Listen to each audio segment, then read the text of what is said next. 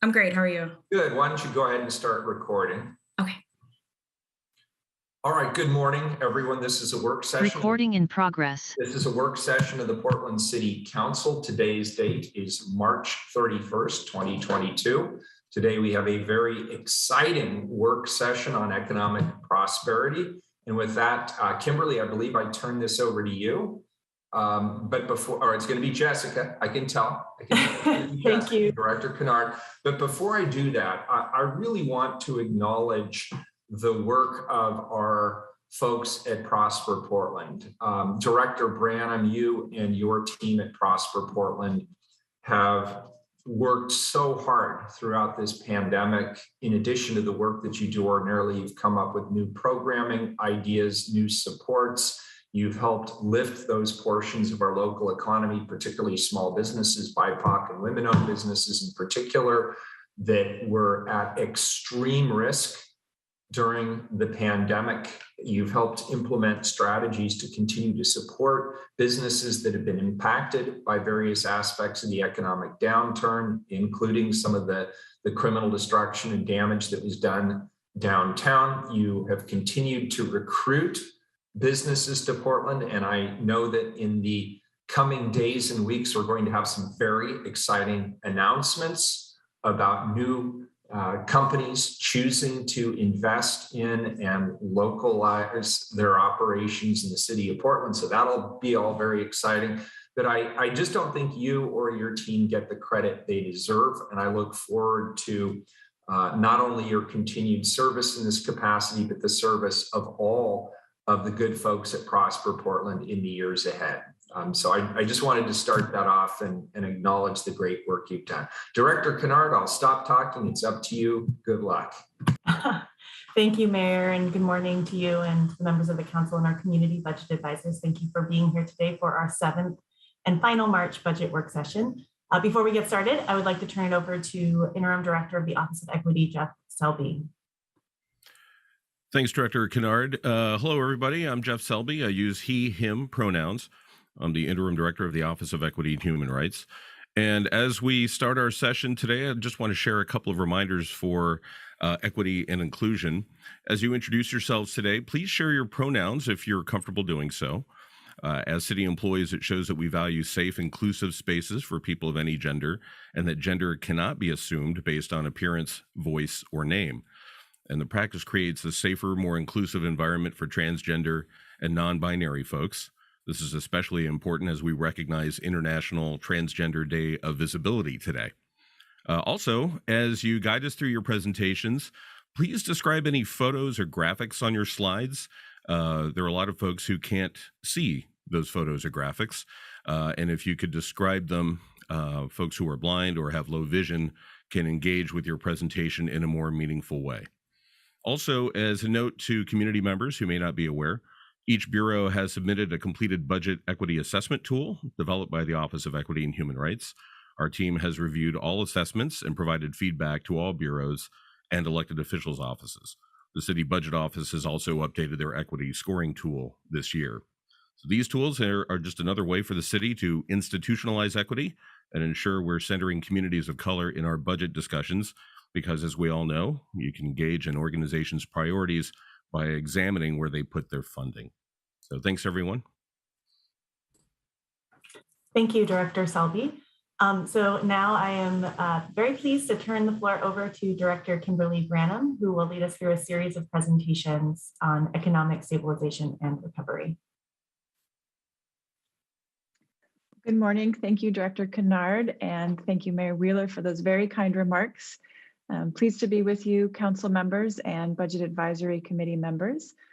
I am Kimberly Branham. I'm the Executive Director at Prosper Portland. I use she, her pronouns, and I want to welcome you to this morning's presentation on the work that the city and a number of key partners are doing to support economic stabilization and recovery.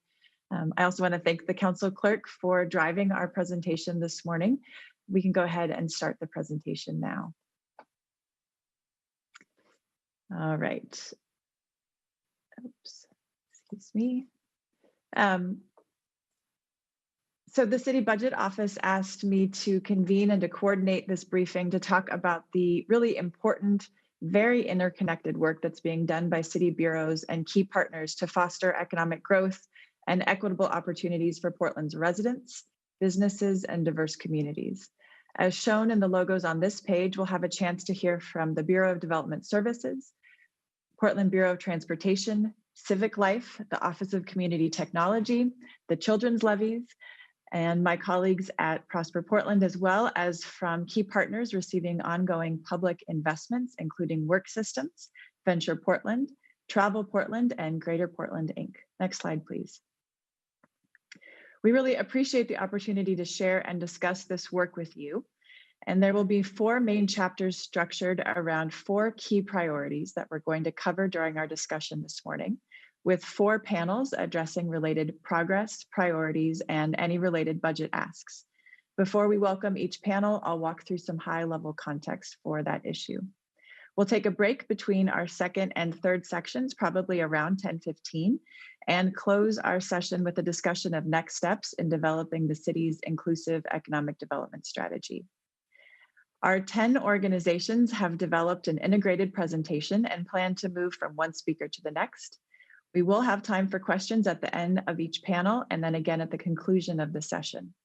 I'll try to keep an eye on raised hands in order to ensure we answer clarifying questions along the way, but would ask for help from Director Kennard in that, and would ask that people do try to hold questions until the completion of each panel when possible. Next slide, please. So as has been a theme with all of the work sessions this year, the city's 2035 comprehensive plan acts as our collective North Star. With the vision of Portland as a prosperous, healthy, equitable, and resilient city where people have access to opportunity, the plan describes a healthy economy as one that provides opportunities for people to achieve their full potential and the foundation of a livable city. Chapter 6 of the plan describes key objectives related to economic development activities, a sample of which are noted on the screen, including vigorous economic growth and a healthy, diverse economy that supports the creation of living wage jobs, the reduction of systemic inequities, an attractive environment for innovation, job growth, development, and trade, and vibrant commercial districts with healthy local small businesses throughout the city. You're going to hear these themes echoed throughout this morning's discussion. Next slide, please.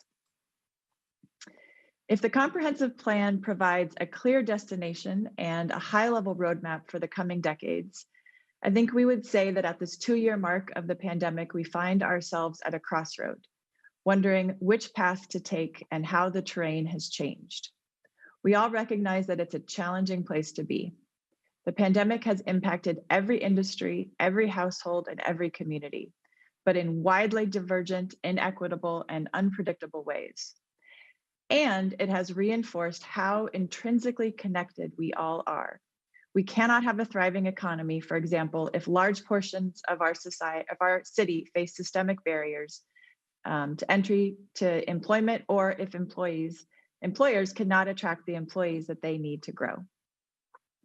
So the question before us is whether the public, private, educational, nonprofit, and community sectors can come together to encourage economic growth and opportunity. Can we enable local employers to increase job opportunities, support Portlanders across identity, geography, and education levels to meet their basic needs, to reinvest disposable income in local businesses and expand revenue to support critical public services, the arts, and the beloved cultural touchstones that we love? Frankly, we must. The alternative path leads to the dead end of economic contraction, limited job opportunities, stagnant wages, vacant storefronts, and declining revenue. Next slide, please. At this critical juncture, we have identified 4 key interrelated priorities for the year ahead: increasing access to quality jobs and stability of households, stabilizing diverse small businesses, strengthening impacted business districts, and enabling commercial activity and investment. Progress towards these priorities is grounded in racial equity and the power of partnership. Together, they move us towards the goal of the healthy economy and complement the critical efforts articulated in previous budget work sessions, from affordable housing and community livability and safety to resilient infrastructure. Next slide, please. All right, so our first chapter and panel this morning then will focus on our collective work to increase access to quality jobs and to create more stable households. Next slide, please. The data points on this slide illustrate key trends facing employees, job seekers, and businesses. Our cost of living continues to rise. Today, a single parent with 2 kids needs to make about $36 an hour or $74,000 a year to provide for their family.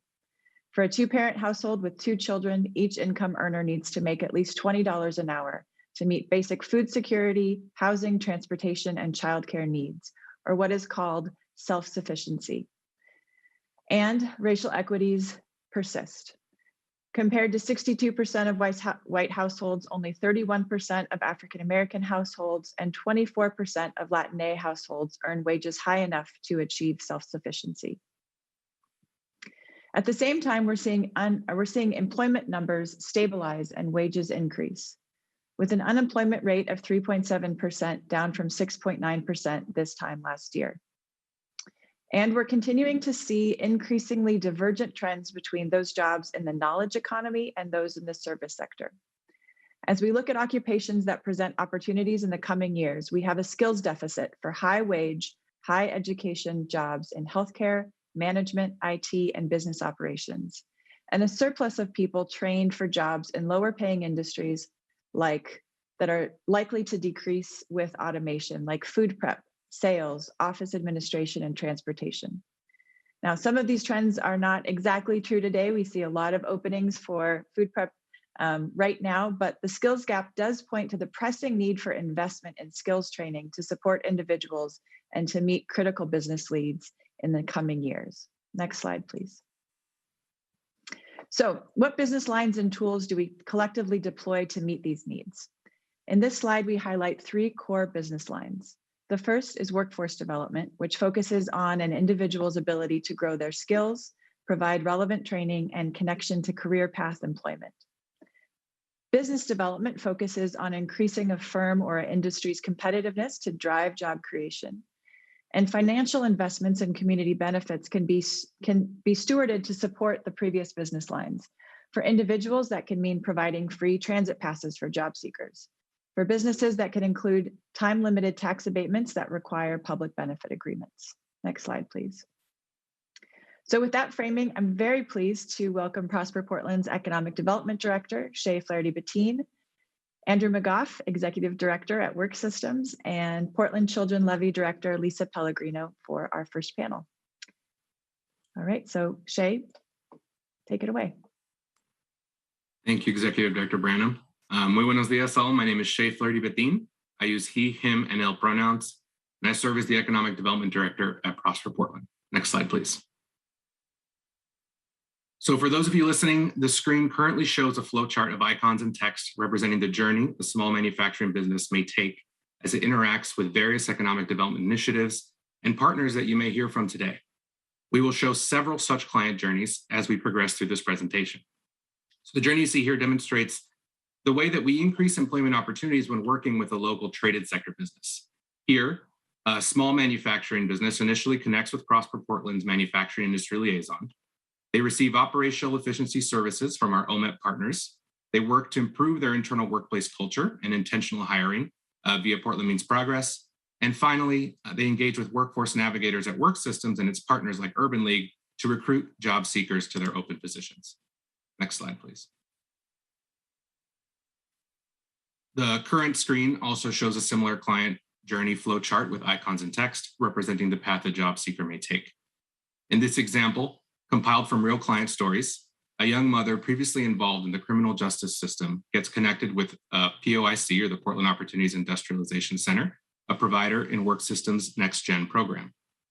After building a career plan, completing various trainings and paid work experience, they earn a BOLI certification and are eventually accepted into a registered apprenticeship with the Laborers International Union. And you can see finally, as a result, the customer nearly doubles her annual take-home income and benefits package. Next slide, please. So the current slide depicts text, an image of a business owner at a trade show, as well as program outcomes and logos. So diving further into Prosper's traded sector work and its relation to accessing quality jobs. We focus our support on competitive industries that provide quality job opportunities and increase business competitiveness and inclusive practices, ultimately to provide financial return to our local economy.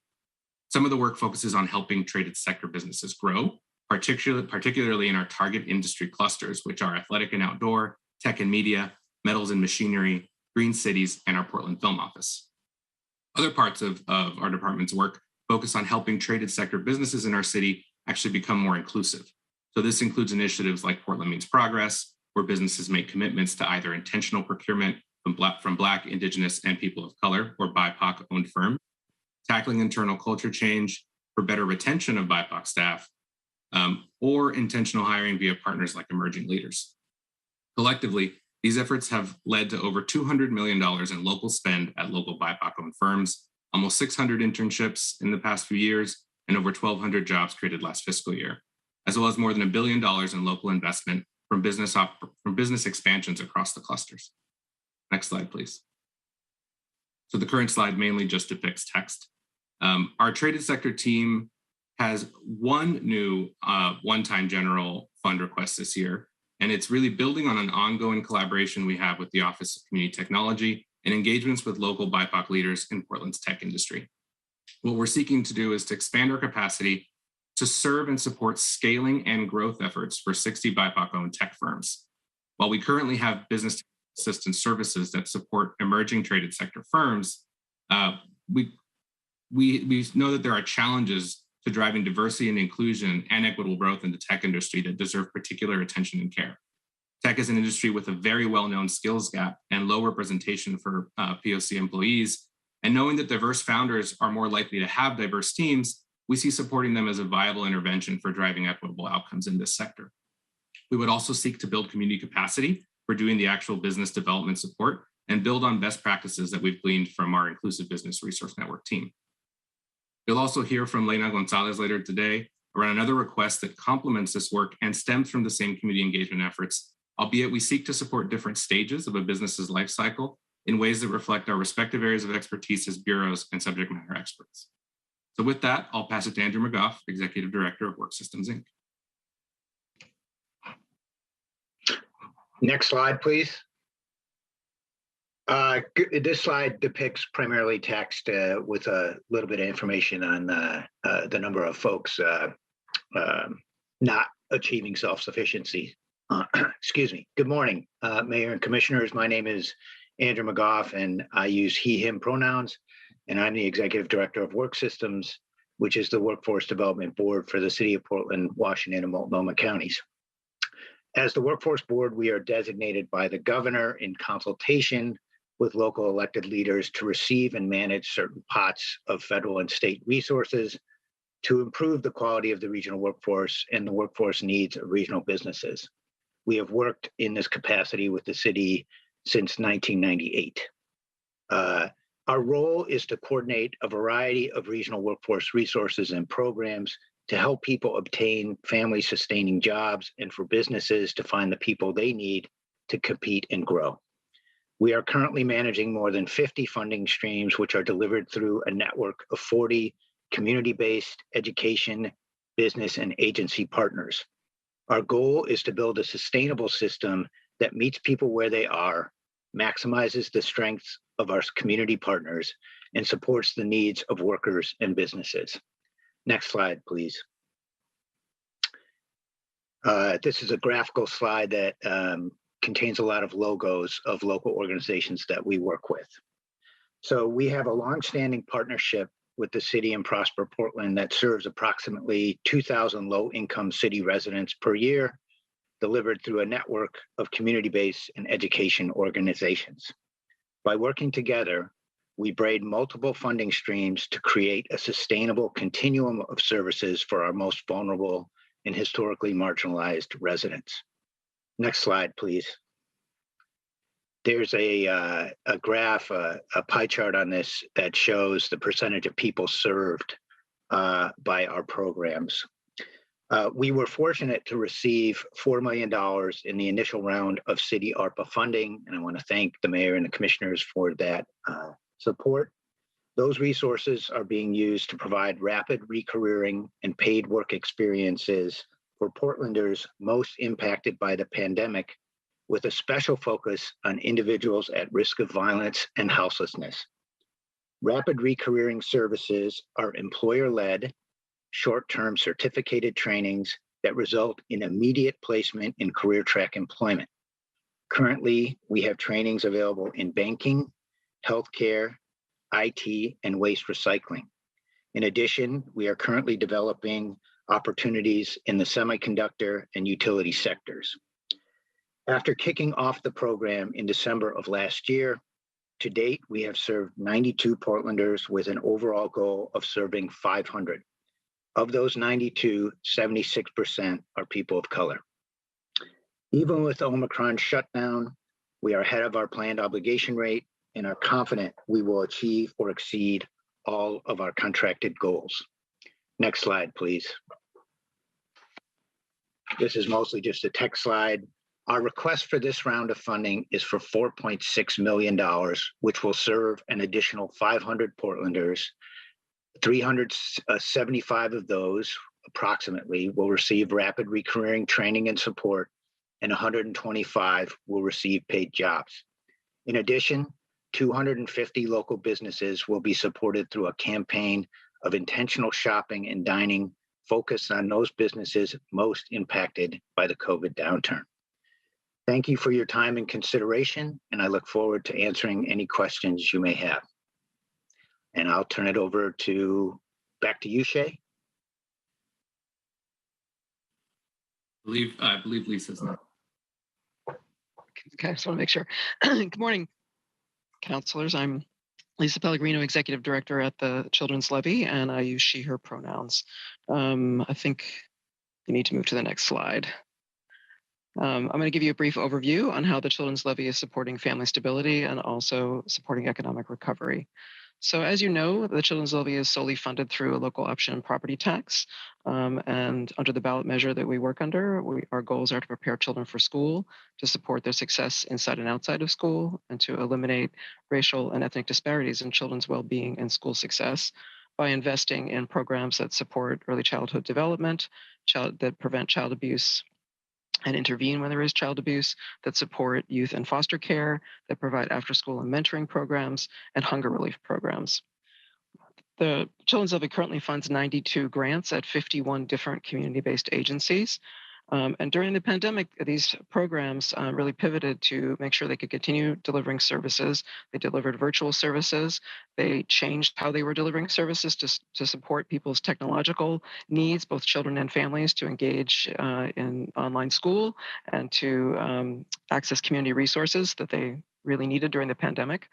And programs also pivoted to be able to provide direct financial assistance to meet people's basic needs for food, for housing, for transportation, for personal protective equipment, needs like that. So they really responded to the needs that came up to stabilize families during this pandemic and are really continuing to do that as we recover from the pandemic. You can go to the next slide, please. So this slide, again, all text, and this describes how we are supporting economic recovery more broadly or contributing to economic recovery. The programs that the levy funds are focused on populations that have been disproportionately impacted by the pandemic. The programs support, our state Children's Levy funds support employing 750 to 800 staff at these community-based agencies to provide the services for children and families. The funding, or nearly half of the community-based agencies that are supported, employ a majority of staff who identify as Black, Indigenous, or a person of color, and 70 to 80% of the children served in the programs funded by the levy identify as Black, Indigenous, or a person of color. Programs are serving 8,000 to 10,000 children a year in relationship-based services, and last year they served 20,000 children in hunger relief services, so highlighting how that need has increased so much during the pandemic.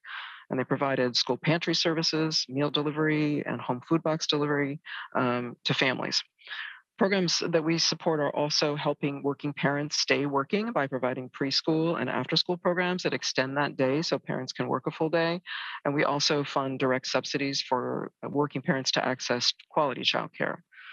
And then last, programs are continuing this year and next to provide direct client assistance for basic needs. So again, food, transportation, housing, to support ongoing economic recovery in general and to support family stabilization as people kind of move through the end of this pandemic. So that concludes my slides, and happy to take any questions when we move on to discussion. Thanks, Lisa. On the next slide, you'll see that we have time for discussion. So we would open it up to council members or Budget Advisory Committee members to ask any questions for Lisa, Andrew, Shay, or our colleagues.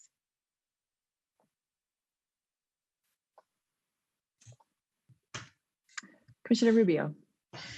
Thank you, Kimberly, and thank you for the presentation. My question is for Andrew, when you're talking about the training and employment slide, and there's a pie chart, I'm not seeing, in your slide with partners, I didn't see any culturally specific for the Latinx, Latina community, and then I also don't see it on the pie chart. Can you explain where our communities are getting served?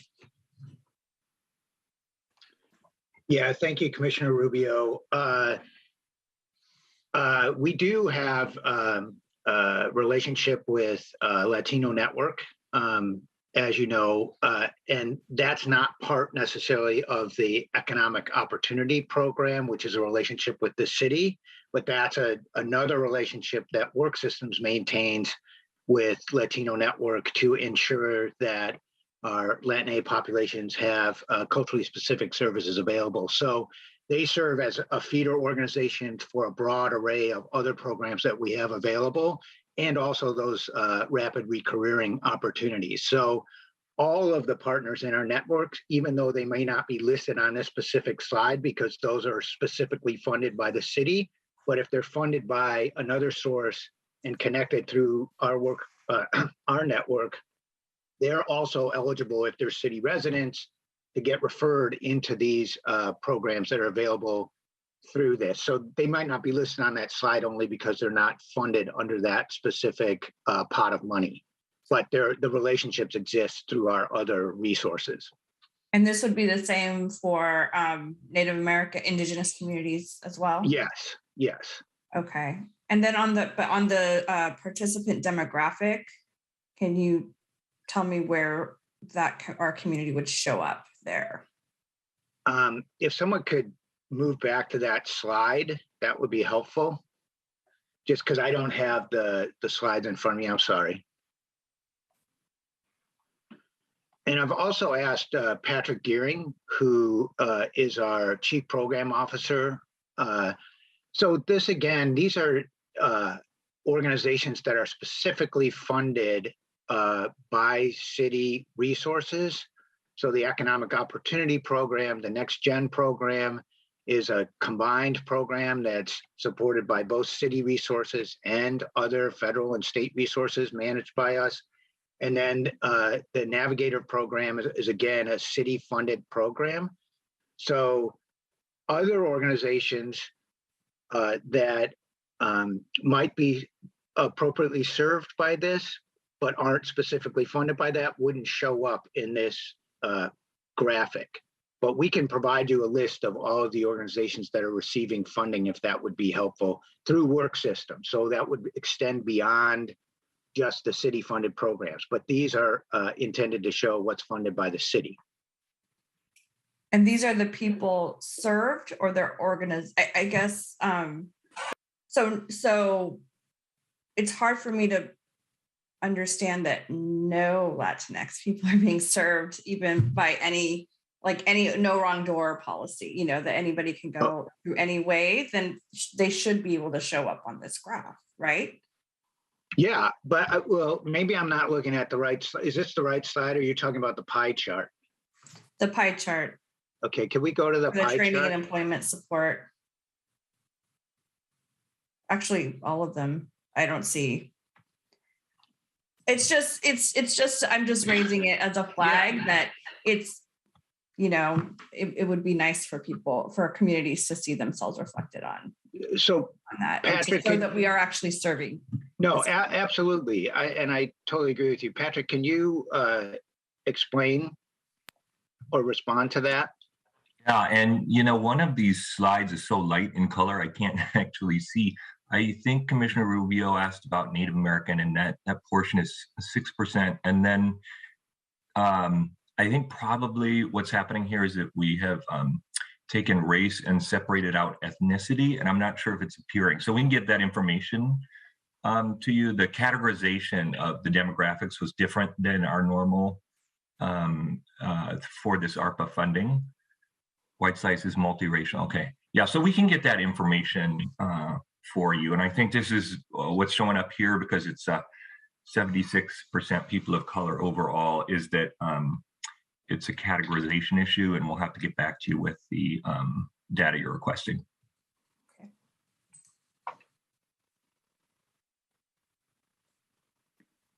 All right. We also have Commissioner Ryan and then Commissioner Hardesty. And after that, Kevin Rogers.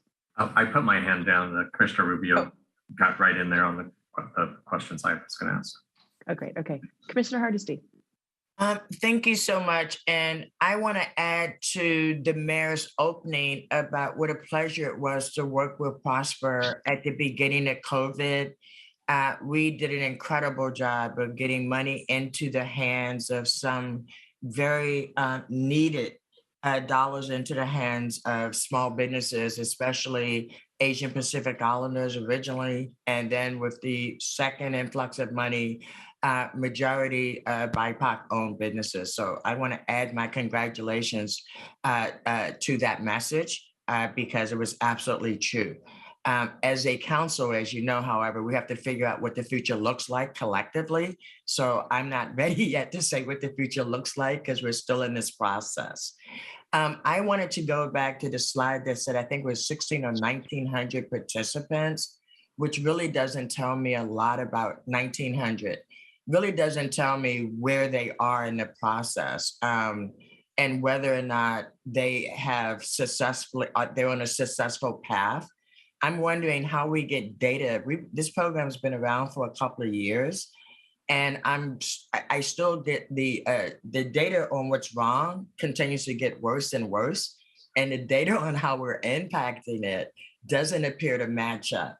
And so I would really love to figure out, based on all these programs that the city is investing dollars in, are we actually getting an appropriate return on the investment? Or are there other strategies that we should be including as we think about the economically devastated community members who worship and play in the city of Portland? So that's really, I guess I'm unclear. So I guess the question would be for work systems, how do we find out whether we're successful in this effort? What's the end result of all these programs? That's a great question, Commissioner. We do collect data on wages, retention, which we can provide to you, and occupation. And I think and disaggregating that information, I think, is the way to really shed a light on how this is or isn't working for the communities we're intending to serve. So we can provide that data to you, and we're happy to do that. Thank you. I think, yeah, that would help us tell the story because, again, I mean, every year you present and it's just worse and worse. Right now, $36 is what people need to make in order to not be cost burdened. And we don't have a lot of worker jobs within the city core that allows people to not be cost burdened. So I am concerned. I also want to know, what is the percentage of the people that need these services that actually are able to get it? Because again, I don't think we measure like the totality of, is this 1% or 0.1% of the population that we're focused on when we have, a whole lot of working class people that continue to struggle in this city. So that's the kind of data that would help me as we have these more deeper conversations about where we're moving as a city and how do we make sure that all of us come back and not just a few of us who have the resources to do so.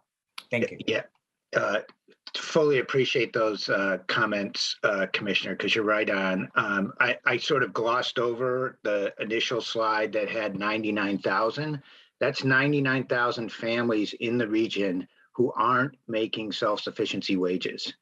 So the numbers are very big and the investments are very small. So our capacity impact, and so your points are very well taken, and we're happy to try and dive into some data and information that will help us really gauge what the magnitude of the problem is, and then how are we really moving the needle for those communities. So thank you. Thank you. Appreciate that. All right. And now we're going to hear from Kevin. Good morning, everyone. Just a quick question on the workforce again. I'm more interested in, you had mentioned how many people you served and how you're moving forward, but I'm trying to understand, why does the city fund workforce? I thought you guys were funded by the feds and the state, maybe the county, and that's one. Two, what are we getting per dollar, kind of on average? I kind of, based on all these presentations I've seen over the past several days, I'm really always interested. Okay, you guys say that we're getting we're serving X amount of people. So what is that costing per, per person for success stories or not success? And three, what kind of outcomes are we getting? Are you guys doing any back end follow up on that? And I guess, and generally the same questions for Lisa, kind of how, what is it costing per person you're serving? Those kind of questions I'm more interested in. So I'll listen.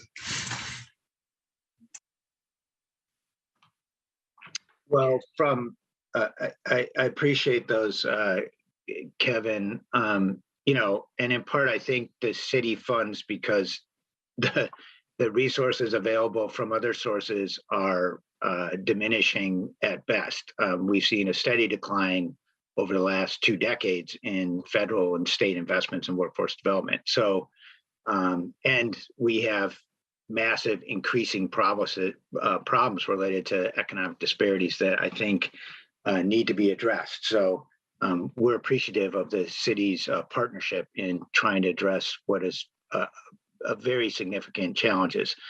As I mentioned, we do track wages, retention, and advancement for all people that are served and enrolled in our program. So we're happy to provide that data. And in terms of cost per, under this is an average cost per of $8,000 per person. That supports about 13 weeks or just a little over 3 months of paid work experience on the work experience side. But it also covers things like tuition costs, support services. So if someone needs childcare to participate in training, or they need a stipend in order to engage in training. So those kinds of costs are covered as well, because if you're suffering through generational poverty, or you've had other barriers to employment, you've been historically marginalized,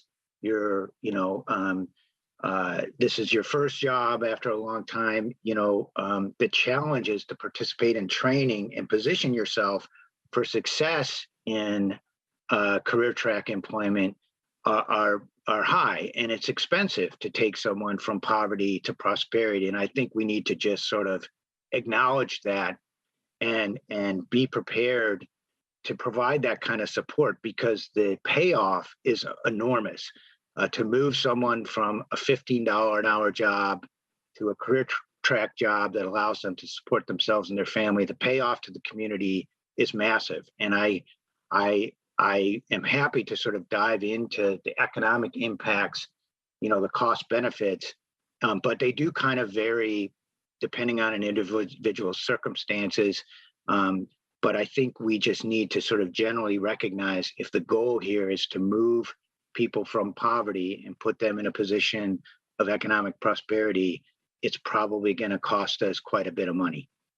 And it's going to require longitudinal investments and a broad array of partnership in order to achieve those kinds of goals. And I would echo similar sentiments. It's difficult to say what it costs us to provide services for 8,000 to 10,000 children by child, because kids are receiving different levels of service and different kinds of services at different ages. So a preschool program might cost $10,000 per child for a year of full-time preschool, and an after-school program may cost $100 a child. For children who are served in larger groups, don't require as many adults. So there's so many variables that affect the cost per child that it's difficult for me to say what the cost is. I could take the money divided by the children served, but that doesn't give a very accurate picture of what different services cost. So the committee, for instance, the allocation committee and council has approved, we have invested significantly in early childhood programming because the ROI of early childhood programs is the highest. So if we invest early and support early and support parents to support their children's early childhood development, we're going to get better return on overall investment. So a fully third of our resources are invested in early childhood programs. So we have made decisions at that sort of broader level to figure out how to best target investment to get the best return that we can, while also providing support that people need in real time. Okay, and just so I follow up, I'm just more interested in, I understand the inputs, but what are the outputs? What are the successes? What is the city getting for its budget dollars? And that's just something that I'm not really seeing, So that's just kind of where my brain goes as to if I'm spending money, personally, if I'm spending money for a guy to cut my grass and then I get outside and it's not cut, then okay, I've got a problem. So maybe it's kind of clicking to me after this is like my second year in about 12th meeting. So I'm really starting to see kind of patterns, and I'm just trying to make sure, I guess that we get some reporting or just some understanding of what we're getting for the inputs versus outputs. Well, and am I being too broad or? No, I'd be happy to give you outcome information. Yeah. We collect that and report that annually. So grantees tell us what's happening with the kids and the parents that they're serving, and we do collect that data and report it, and they get good outcomes. So I'd be happy, but it's a lot of detail. So can I pass that on? Would you be okay with that if I pass that on? Yeah, that would be fine. I'm sure I'm not the only one. So if you can go through Ms. Kennard, that would probably be fine. A couple of questions in the chat that maybe we can also have follow-up information in terms of what opportunities the state's new jobs legislation, the $200 million investment, what that means for our region and for our work, and also the impact of the new childcare measure funding for the Portland Children's Levy. So we will make sure that those are broadly available. Commissioner Ryan, I see that you have your hand up. We're going to let you have the last word before we move to our next panel. Thank you, Kimberly. And I just wanted to say a couple words about the Children's Fund, because Lisa Pellegrino and her team, they've been very nimble during COVID. And as the person that's the liaison and the oversight of that, I've been very impressed with specifically the small grants program that's really reached more community members, those smaller grassroots nonprofits. And I would say during COVID lockdown of our schools, that the Children's Levy investments were pivotal to helping break down that awful isolation that was going on with so many children and families. And I really appreciate that you figured out how to lean into after school program, even though some of it was remote, how you shifted to getting food to people. I mean, there was just a lot of adjusting over the last 2 years that I've experienced. And I just wanted to lift that up. I also think that you can send some more direct outcome data to us, because I know we have it, because it comes up at our meetings. So I think that will be pleasing to everybody on the panel, both for the budget committee and with the fellow commissioners and mayor. But anyway, I just wanted to lift you and your team, because I've been actually really impressed with how nimble you've been over the last 2 years. Thanks. Thank you, Commissioner. All right, we can go ahead and go to slide 21. We're going to get into our second and third chapters of the morning, which focus on our collective work to strengthen diverse small businesses and to strengthen impacted business districts. All right, you can go to the next slide, please. So we all know that Portland is a town of small businesses, and that the pandemic has had a major impact on our small business communities, with 25% fewer open in January 2022 than in January 2020. Over the past 2 years, many businesses experienced increased costs and decreased income due to reduced revenues, ongoing lease obligations, and increased break-ins or safety issues driving up insurance costs. This is all while local retailers continue to have increased competition from online retailers and challenges finding staff. It's not been easy. For some business districts, retail and office vacancies have actually stayed relatively stable through the pandemic, while others have experienced significant vacancy due to work from home impacts. So while retail and office vacancies in East Portland were steadier at about 4%, there were specific corridors like Outer Division that have seen more than twofold jumps in vacancies from 2.4% to 5.7%. The Central City has also been significantly impacted with a 20% plus office vacancy rate, with many institutional partners, including higher education and public sector, shifting to work from home in response to our public health concerns and requirements. While we anticipate that the plan to return to offices will positively impact foot traffic and local retailers in our central business districts, the small businesses and commercial districts that house them will continue to face an uphill climb to recover. Next slide, please. So the data that I just shared underpins the types of necessary ongoing interventions and many of the related funding requests we are sharing today that we see as critical to helping small businesses stabilize and grow. There are 3 buckets of work that will be highlighted as our panelists come forward. The first is the value of ongoing tailored financial or technical assistance to individual businesses, understanding that often the most effective approach is a combination of know-how and capital.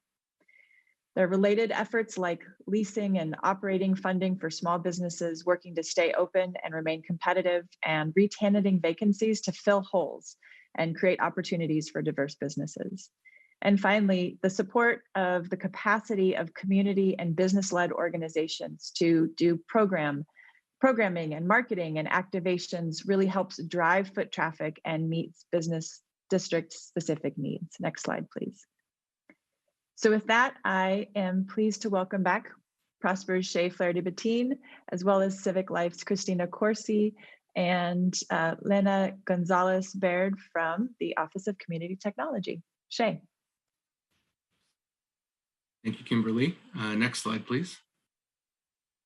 So for those of you listening in, the screen currently depicts a client journey flowchart with both icons and text, like ones we've shown earlier, representing the journey a cannabis entrepreneur may take across our various services in the city.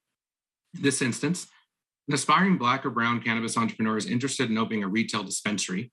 They first would likely connect with New Leaf Project, which is one of the providers in Prosper's Inclusive Business Resource Network.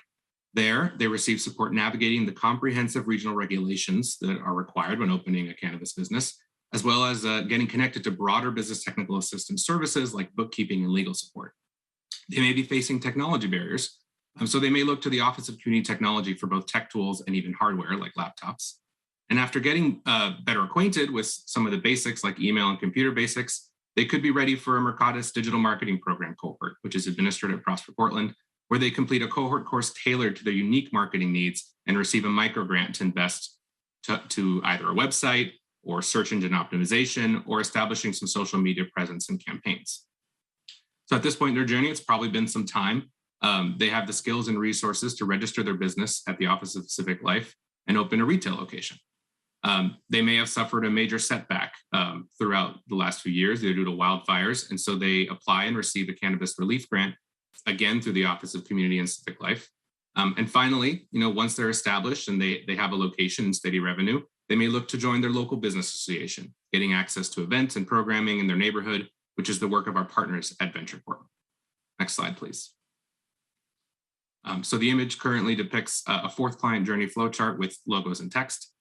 So here we see the journey a native food entrepreneur may take, starting with their first interaction with the Oregon Native American Chamber's navigators, who are also a member of the Inclusive Business Resource Network, who then refers them to both the Small Business Legal Clinic for support in setting up their business entity, as well as an IBRN long-term provider, NEA, who would provide ongoing support. After working with their advisors, perhaps experimenting with farmers markets or catering opportunities, the business owner is exploring both a restaurant expansion and the opportunity to bottle some of their products for retail sales. They may get referred to another IBRN member, such as Hacienda CDC and the Portland Mercado, for their commissary kitchen services and their food lab services. They eventually manage to complete and package products which they then sell at My People's Market, where they may meet a buyer at new seasons in the process. On the restaurant side, they find a restaurant space, perhaps in a neighborhood prosperity network district, such as the Cully Boulevard Alliance, and they receive matching funds from Prosper for their storefront tenant improvement costs.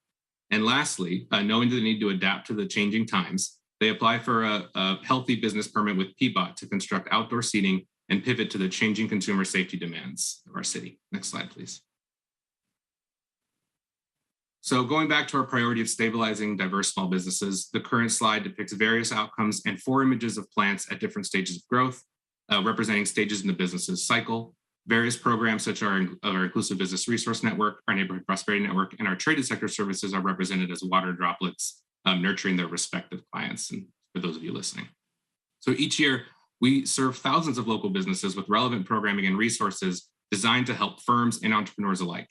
Through the Inclusive Business Resource Network, over 20 technical assistance providers work directly with over 1,000 business owners. Prosper's Mercatus Business Directory amplifies the stories of more than 800 BIPOC entrepreneurs, and we host signature events such as My People's Market. You've already heard about some of our traded sector work, and you'll hear about our Neighborhood Prosperity Network later in today's presentation. All of these programs pivoted in response to the pandemic these last 2 years and look to help businesses stay open, access critical resources, and adjust their business offerings. We also expanded to include new offerings at Prosper, such as small business repair grants. Some of the major recent outcomes for this work include over 1,100 businesses served annually through the IBRN, 75% of which identify as Black, Indigenous, and people of color. Within that, disaggregating those outcomes, 27% identify as Black and as Indigenous, 27% as Latine, and 12% as Asian Pacific Islander. And I'll also note, we're also very proud of My People's Market, having boasted over 20,000 attendees since the event's inception. Next slide, please. So the slide you see mainly depicts text. Our ECDev team is also currently involved in deploying resources from the first round of American Rescue Plan allocations. To date, in partnership with the Mayor's Office, we've deployed capacity building grants to our local diverse chambers of commerce, which are listed on screen, for them to stabilize staffing and engage in the various citywide planning, business support, and advocacy efforts on behalf of BIPOC businesses. We're also well into entering into contracts with 8 providers that will deliver culturally and industry-specific navigation and technical assistance services specifically tied to our recovery from the COVID-19 pandemic. This comes in direct response to community requests last year to provide a central location for business owners seeking to navigate really convoluted relief landscapes. We have also deployed an in-demand repair grant for businesses that I just mentioned who have been suffering damages. Current program funds for that program have currently been expended, and we've actually resorted to adding folks to a wait list should more resources for a repair grant be secured. Next slide, please. So this slide, again, mainly depicts text, and it's our last slide here, and I'd like to share what is our largest ARP request this year, which is $10 million for small business stabilization grants. This represents a step towards ameliorating what we see as some of the most pressing and urgent challenges small businesses in our city are facing. We hear, and I'm sure a lot of you hear every day from small business owners that are facing reduced revenue, labor shortages, and increased costs from insurance premiums, as well as ongoing security challenges like break-ins and broken windows. And this comes at the heels of a pandemic where business owners now owe months, if not years, of back rent. The state's commercial eviction moratorium, which ended in September of last year, allowed tenants to stay in their space and repay their back rent, so long as, and they had programs for some relief as long as they co-applied with their landlords. But when that moratorium lifted, landlords are now no longer required to defer or discount rents for their tenants. And so with back rent now due, as well as with the challenge I mentioned earlier, stabilizing business owners in place is more important than ever to get them through this next phase of the recovery. Unlike our previous small business relief funds, grants here would actually target tenants in brick and mortar spaces with covering back rent, operational costs, and property damage costs, particularly in hard-hit areas like East Portland, Old Town, and the Central East Side. We're seeking to address challenges also that we've heard from previous eviction prevention efforts by providing legal support services, which would even the playing field in the case where tenants are dealing with difficult landlords, and support in the event of bankruptcy. We estimate supporting at least 350 businesses with grants and providing legal services to 160. And so we just encourage you to consider these important services. So with that, I think I'm passing it to Christina Corsi with the Office of Community and Civic. Good morning, Mayor Wheeler and commissioners of the council. My name is Christina Corsi. My pronouns are she, her. I am the Licensing, Compliance, and Policy Supervisor for the Office of Community and Civic Life Cannabis Program. I am here to present to you today on the Cannabis Emergency Relief Fund, commonly referred to as CERF. In fiscal year 21-22, CERF was allocated $1.33 million in cannabis tax revenue toward recovery efforts for Portland's cannabis industry and its workers due to the unprecedented challenges they endured throughout 2020 and 2021 due to seeing over 115% increase in criminal activity, repeated vandalism seen from the state of civil unrest, the record-breaking 2020 Oregon wildfire season, and the COVID-19 pandemic.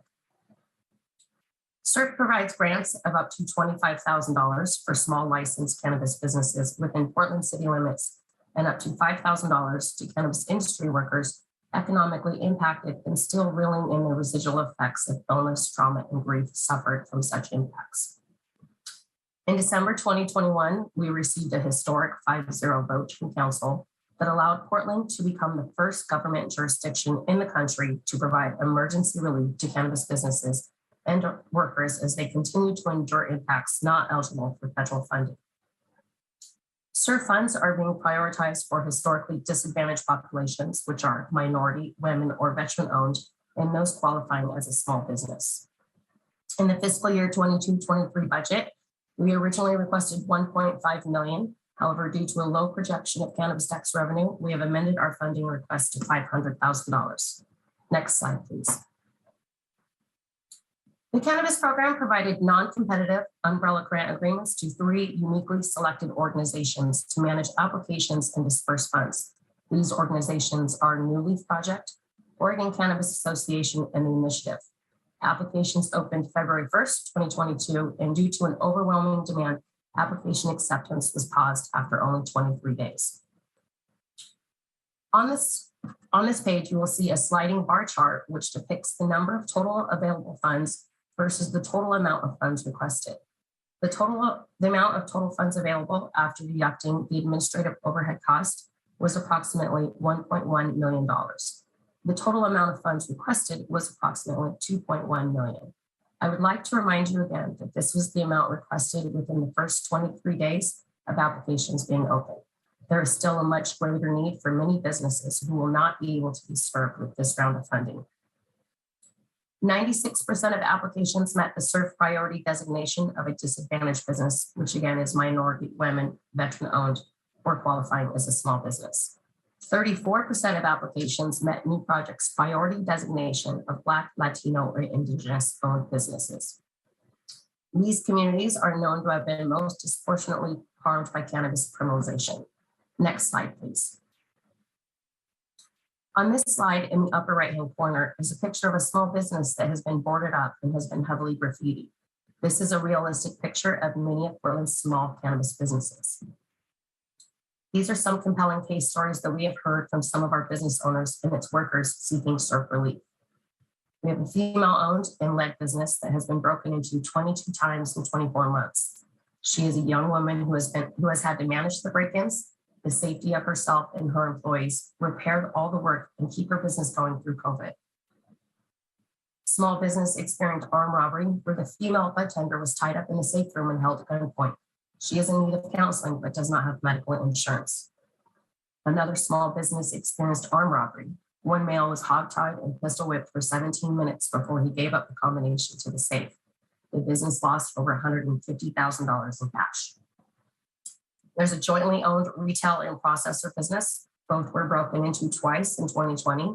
One incident resulted in more than $200,000 in lost product and damages. The businesses were broken into twice more in 2021, which resulted in major damages.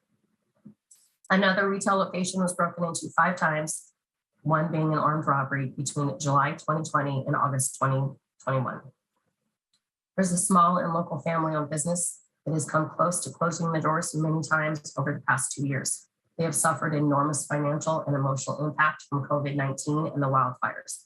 They have incurred high debt, including high interest credit card debt, and had to take a second mortgage out on their home. There are many more businesses and individuals that continue to experience hardships such as these. Having more funding available to provide our struggling Portland cannabis businesses is a light of hope in times of despair. Thank you for your time.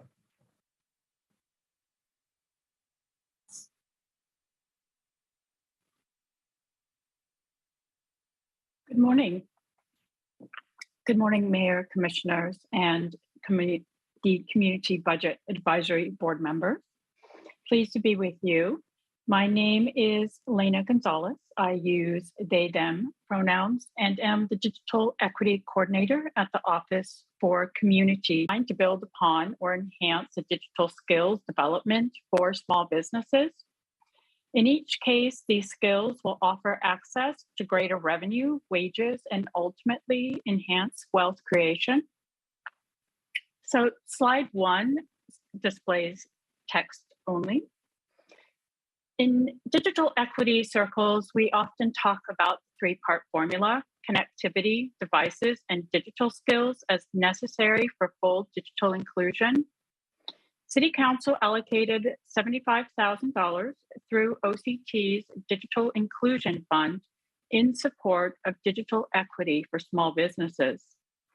In response to digital skill building solutions identified by the BIPOC and Tech Group, OCT is launching this year a digital navigator pilot for small businesses to help address everyday needs like internet troubleshooting, researching affordable internet service, assessing options for services and tools to help run, market, and conduct business, and to find long-term affordable technical support. The Digital Navigator will also be authorized to award micro grants, which allows small businesses to purchase critical software and hardware. Next slide, please. So this slide also displays text. The Digital Navigator position is just the first step in supporting the varied needs of small businesses. Once we've addressed the very basic connectivity and digital skill building needs, providing ongoing support for small businesses to become self-guided in their ongoing digital skills development is vital. For this purpose, OCT is seeking $120,000 in one-time ARPA funds to develop a small business training program that expands services and builds upon the Digital Navigator program. The proposed project takes learnings from the pilot to develop more in-depth training workshops to ensure the small business moves forward on a path to independent digital technology skills building and use. Collectively, OCT's and Prosper's ARPA asks are designed to create a network of wraparound services tailored to meet the needs of small businesses and BIPOC entrepreneurs where they are in their digital business technology needs. From providing foundational digital skill training for non-tech businesses to providing essential business development support for those ready to advance in their use of business technology. Essentially, these programs allow the participants to tap into each level of service support when and how they need it. And lastly, we are building for sustained change, and we look forward to coming to Council and sharing the successes that you helped to create in early 2023. Thank you. And I think with that, thank you. Yeah, thank you, Lena. And so with this, we're going to open it up for questions again. We've got just about 10 minutes, and then we'll take our break. So any questions for Lena, Christina, Shay, or their colleagues? Mayor Wheeler. Thank you. I don't have a question, but I do have a comment. First of all, this is, in my mind, the great unsung heroic section of what Prosper Portland has done over the last 2 years. The work that you've done around the My People's Market has been terrific. We actually held not one, but I believe 2 My People's Markets during COVID. They were well attended. It was a real shot in the arm for the minority entrepreneurs who participated in those markets. Prior to the pandemic, I even had the opportunity to see the first of our My People's markets in Japan, in our sister city, which was extremely well received, and it's my understanding it is now being copied as a model there as well. So this is a really good idea that's taking hold. The IBRN is extremely important, and I heard your ask for business stabilization in the budget. I think it's important for my colleagues to note that that is a request from ARPA dollars. I think it is extremely appropriate that we support that ask, or at least I would encourage all of us to give it a very hard look. I had the opportunity to participate with Kimberly and others, and Michael Wong worked for the city of Seattle for many years. He in economic development. He then was appointed by the Biden administration to be part of the regional leadership of the SBA. We met with a number of minority entrepreneurs at the Mercado in the last, I think it was 2 weeks ago. Time seems to fly, but that was 2 weeks ago now. And what we heard from those business owners was, number one, the web-based presence that Prosper Portland helped create was critically important to them being able to continue to deliver their products during the pandemic. They would like to see that continued. Number two, access to capital remains a huge problem for them. And the Business Stabilization Fund gives us the ability to work with and strategically support small businesses that need that last bit of lift. And I also just want to acknowledge with a degree of sadness and mutual alarm at the case studies that were shared with us today. I hear this in and out about the concerns that small business owners and operators have about things just like graffiti and broken windows, and how those costs, the uninsured portion of those costs, is eating them alive, given that most of them they operate on very, very slim margins. And for some, a broken window or 2 broken windows or 5 broken windows is the difference between staying in business or calling it quits. And so I would really encourage us to pay attention to those case studies and be willing to support remediation. We have sort of 2 strategies, and we don't need to go into details today, but in the TIF districts, we can actually use TIF dollars to support those kinds of programs on an ongoing basis if ARPA doesn't cover it. Outside of the TIF districts, it's a completely different ballgame. And it will require us to think either about ARPA or longer term, maybe even general fund support to help uplift these small businesses. But again, I just want to call out the great work that you're doing. I wish more of the community knew the terrific work that Prosper has done in this area. And as I've heard firsthand from our business owners and operators, that without it, a lot of them would have gone out of business. So thank you for your leadership. Thank you, Mayor. So appreciate that. And, I'll take this opportunity just to appreciate our incredible partners that we work with to deploy those resources, many of whom are represented here. But, it was through those partnerships and through the investment from City Council that we were able to do that important work.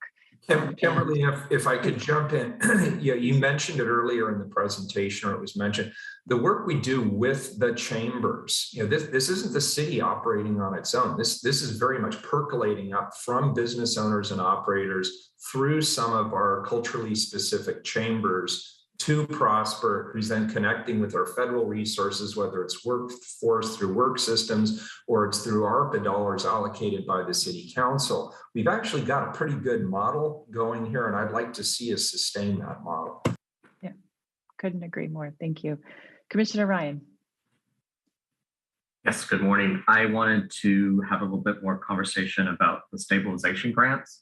I'm very thrilled that it's in there in this package.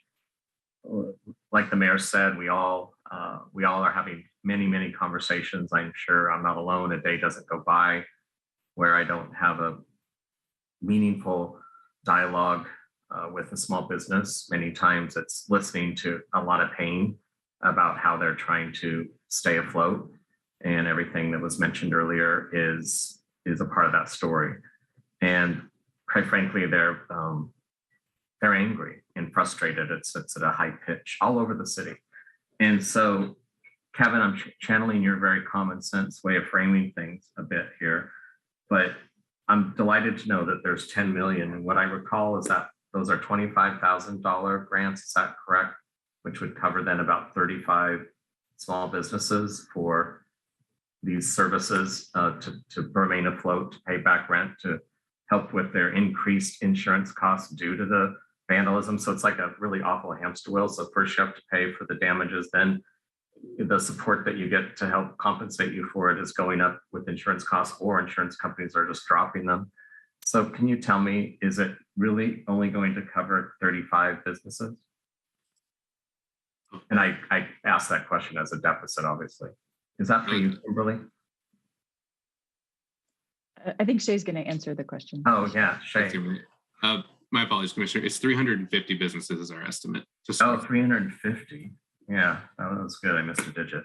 That's a better number. I still think the number of businesses that, we always want to know the gap, the delta. So what's the projected need, do we think? So 350 is covering what percentage of those that probably would like to seek this support? Do we have any sense of that?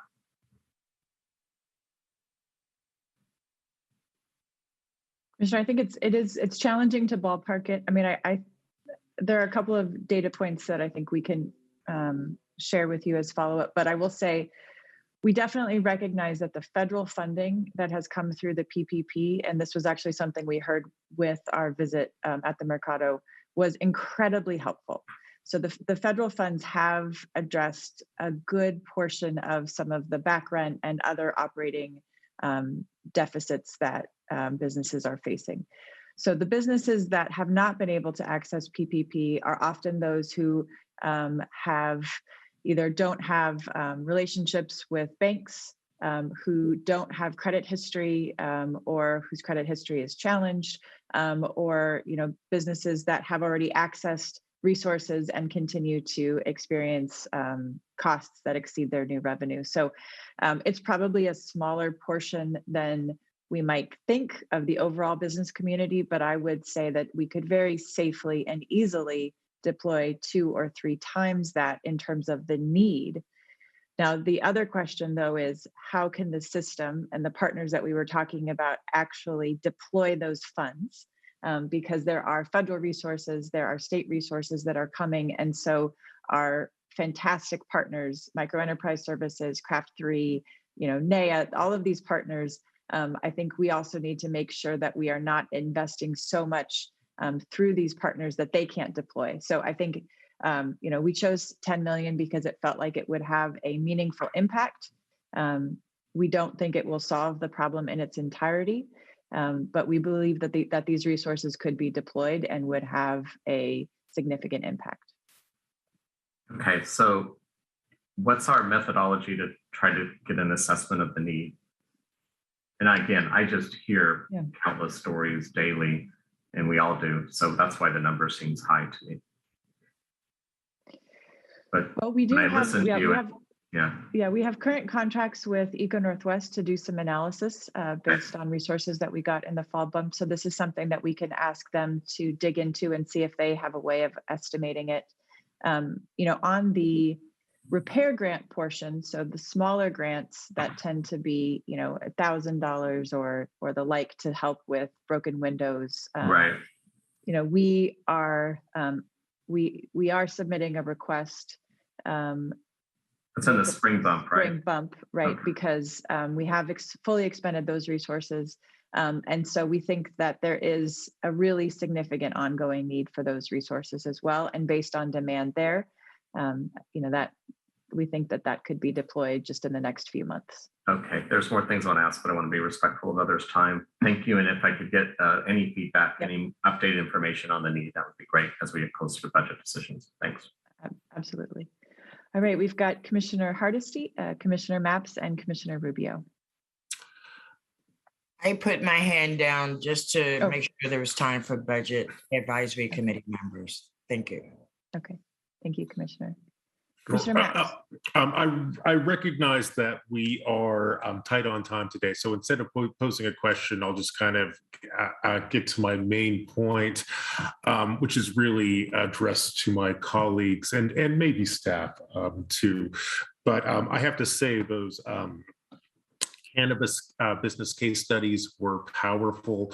I think when you look beneath the surface there, the issues we see seem to transcend an economic downturn. They really kind of point to our larger public safety problem, which is not unique to cannabis businesses, but I entirely believe it might be much worse there.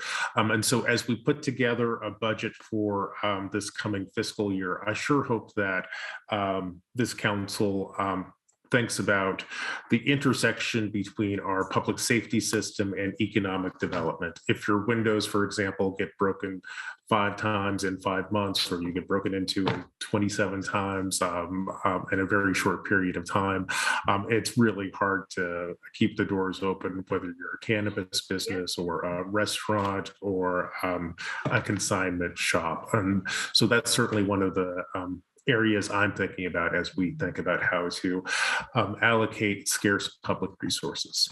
Thank you. Thank you, Commissioner. Commissioner Rubio. Hi, thank you again. And I'll just make some quick comments too for time. I just want to underscore I'm glad to see the stabilization grants in there. Very important right now. We've been hearing a lot from community on these issues, as well as the Cannabis Relief Fund. We've heard directly from my office from small business owners about how critical these kinds of supports are. So I'm happy to see those. I also just want to put a fine point, and I really appreciate Patrick coming through and on the chat and giving us the percentage, and I'm glad that the slide deck will be updated. But I just want to make sure that, it brings up a broader point for me about if the city is investing in resources, I would really want to see in the future them be more representative of all communities, particularly because the Latino community is 12% of the population in Multnomah County. It would be great to have that a little bit more as a part of the plan, more like lift that up on par with other parts of the community. It's just a particular sore spot with me because having worked on the community side for so long, we have great, Latino-led organizations who have full capability and sophistication, yet we're really left out of the workforce conversation on a large scale. So just putting that out there for food for thought for future, I would love to see that, and I would be supportive if that is truly representative. Thanks. Thank you, Commissioner. All right, Kevin, your question or comment. Again, it'll be brief. Just in light of what Commissioner Rubio said, the funding for those BIPOC small business / Chamber of Commerce, are those being funded like at a percentage to run their overhead, or are those being at a kind of a standard rate, minimum rate for middle classness in Portland? Or how did you guys kind of arrive at the rates? Because I have a background and I've worked in finance, being a CFO for non-government entities such as Urban League in the past, and just kind of the funding I remember us getting from the city was never really at a rate that you could pay people. So has that been addressed say over the past couple of years? Have you guys raised those rates, or is it just kind of a check point that we're going to give them 50 grand for the year, or whatever the case may be? Jay, do you want to speak to how? Yep. Yeah. Go ahead. Thanks, Kimberly. Kevin, that's a fantastic question. 2 parts to it. I'd say the support for our community chambers is very temporal in nature. It's really just a one-time infusion for in the moment capacity building, so that folks can stabilize their staffing and engage in some of these citywide efforts. I believe it's a flat rate that each chamber received in order to get that stability. On our Inclusive Business Resource Network side, separately, where we engage with many providers, That's more of a calculated rate based on outcomes and based on number of clients served in FTE. And so I'd say it varies. So for some of those partners where we're doing ongoing contracts and long-term work, there's more of that steady calculation and contract negotiation that happens on an annual basis. But specifically for the community chamber support, it really is a one-time stabilization that was, I believe, funded by ARP resources in the past year. Okay, and those trying to get those one-time deals right on the ARPA funding while it's here, correct? Okay, thanks. For the question, Kevin. And with that, we are going to just take a 5-minute break. So according to my clock, it's 10:21. That brings us back at 10:26, and we'll get going on our third panel. Thanks so much.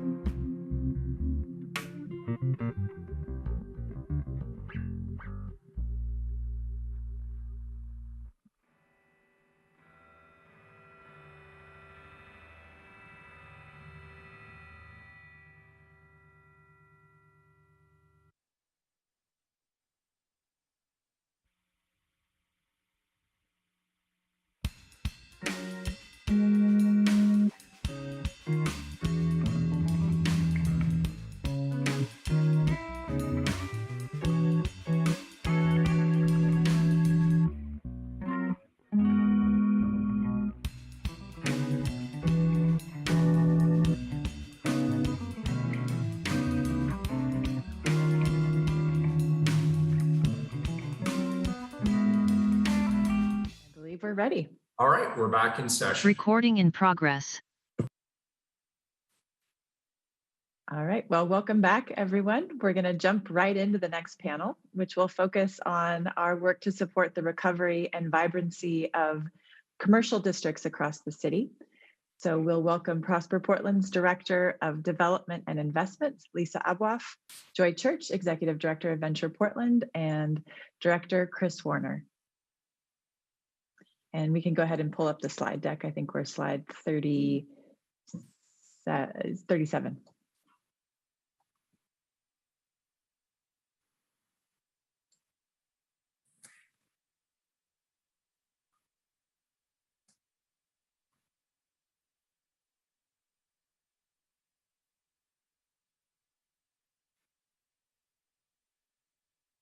You can go ahead to the next slide.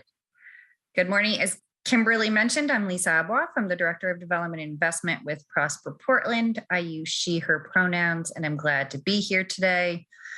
We're going to run through both kind of in our place-based work, how we work in community and with key community partners, as well as individual businesses. And this first slide depicts a map with 7 of our community-driven, equity-centered districts in North and East Portland, from St. John's to Cully to Rosewood, who have played a vital role as our in-community partners, providing direct small business assistance, connections to employment, and district programming. And this is each of those districts are part of an overall network that we call the Neighborhood Prosperity Network, and it's our signature community economic development program. These network partners were really critical to our ability as a city to be nimble and respond to the pandemic by providing a critical resource hub within and for their local communities. Next slide, please.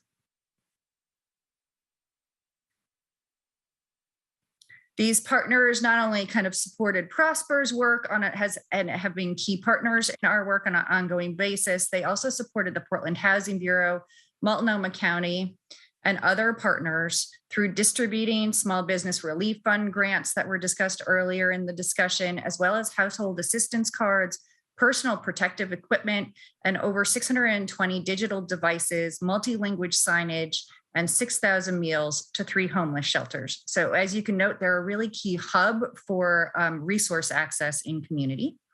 And this slide shares images of some of our partners and those activities. This is all while continuing to provide their ongoing small business and workforce services, including a pipeline over 500 community members who participated in workforce training through the network's navigators that they host. This is another reflection of the importance of having a place-based model and the network partners' direct connection to community, which is reflected in the 8,000 plus hours of volunteer time and $3.7 million of private leverage that they successfully leveraged through the pandemic and through their efforts. We strongly believe this close to community capacity continues to be and will be instrumental to deploying future federal funding, including the ARPA asks that we are making for the coming year. Next slide, please. This is also a pivotal year for many of our Neighborhood Prosperity Network partners as the pilot phase of these districts wraps up and the partners continue to play this pivotal role. This slide provides a text summary of our one-time general fund request to continue to support these partners and the network. It also makes a request for support to the district manager in Old Town, who has played a similarly critical role to Old Town businesses and the business community, from providing direct business support to coordinating community-based activations and attracting greater foot traffic into Old Town, particularly during the pandemic when many of the office workers were stay at home and the hotels were shut down. Together, the Neighborhood Prosperity Network and Old Town are home to over 1,300 businesses and 12,600 employees in areas of our city that have been most impacted by the pandemic. We're requesting a one-time general fund allocation of $435,000 to support their capacity and human infrastructure needed to continue to be in community and maintain current service levels, with $375,000 of that request to support the network partners and $60,000 to support the Old Town Community Association. Next slide, please. And finally, I'd like to talk a little bit about our commercial district activation and re-tenanting grant which really is intended to respond to the impact of lack of foot traffic and vacancies on business districts, which then also impacts individual businesses within those districts. We're making an ARPA request of $4.5 million to support 3 major areas of work over a 2-year period. This slide mainly depicts text summarizing those 3 major areas of work that we would fund and some of the activities in each area. First and foremost, these resources would provide tenant readiness support to approximately 50 businesses looking to expand, relocate, or move into vacant retail spaces for the first time. This would also help to address the significant increase in vacant storefronts that portions of our city are experiencing and that Kimberly shared earlier. The small business support would occur via direct tenanting grants together with technical assistance focused on retail advising. The second area of work is that particular areas of the city continue to rely on programming, events, and activations to drive increased foot traffic to key business districts, particularly hard hit by the pandemic. Through partnerships with Venture Portland and the Portland Bureau of Transportation, as well as individual business districts, a portion of this funding would support 6 additional community-led activations. This builds on Prosper's work over the past year, which has included funding to business district partners like Venture Portland, as well as the Old Town Community Association, as well as direct programming that Prosper has offered, which resulted in more than 70 days of programming at locations like the Telecom Plaza and North Park blocks. And third, we know that the significant role of a strong social media presence is having for our small business community, and we're seeking a portion of funds to promote individual businesses and business district events through platforms like Shop Small PDX that lists and promotes over 1,600 local businesses. And the resources will support another 2 years of that social media platform to support small businesses and shine a spotlight on their work. And with that, I'd like to hand it over to Joy Church with Venture Portland, who is a close partner, particularly in the activation work. Thank you so much. Hi, everybody. I'm so excited to be here. My name is Joy Church, and I use she, her pronouns. I am the executive director at Venture Portland. And I want to thank you so much for your ongoing support of our work. It really means so much to us. And with the ARP Round 1 funds, we have really been able to make a bigger impact. So this has been really meaningful for us. And we really look forward to hopefully continuing with Round 2. So the first slide, please. Here we are. All right, the first slide depicts a picture from one of our campaigns called You Are Not Alone. So this image highlights a family of color who owns a business in St. John's, and they are a part of the St. John's Boosters, which is a business district association. So what we do at Venture Portland, I think most people know, but for those who don't, we work to connect small businesses with their business district association. And we've been doing that in some form or another for 36 years.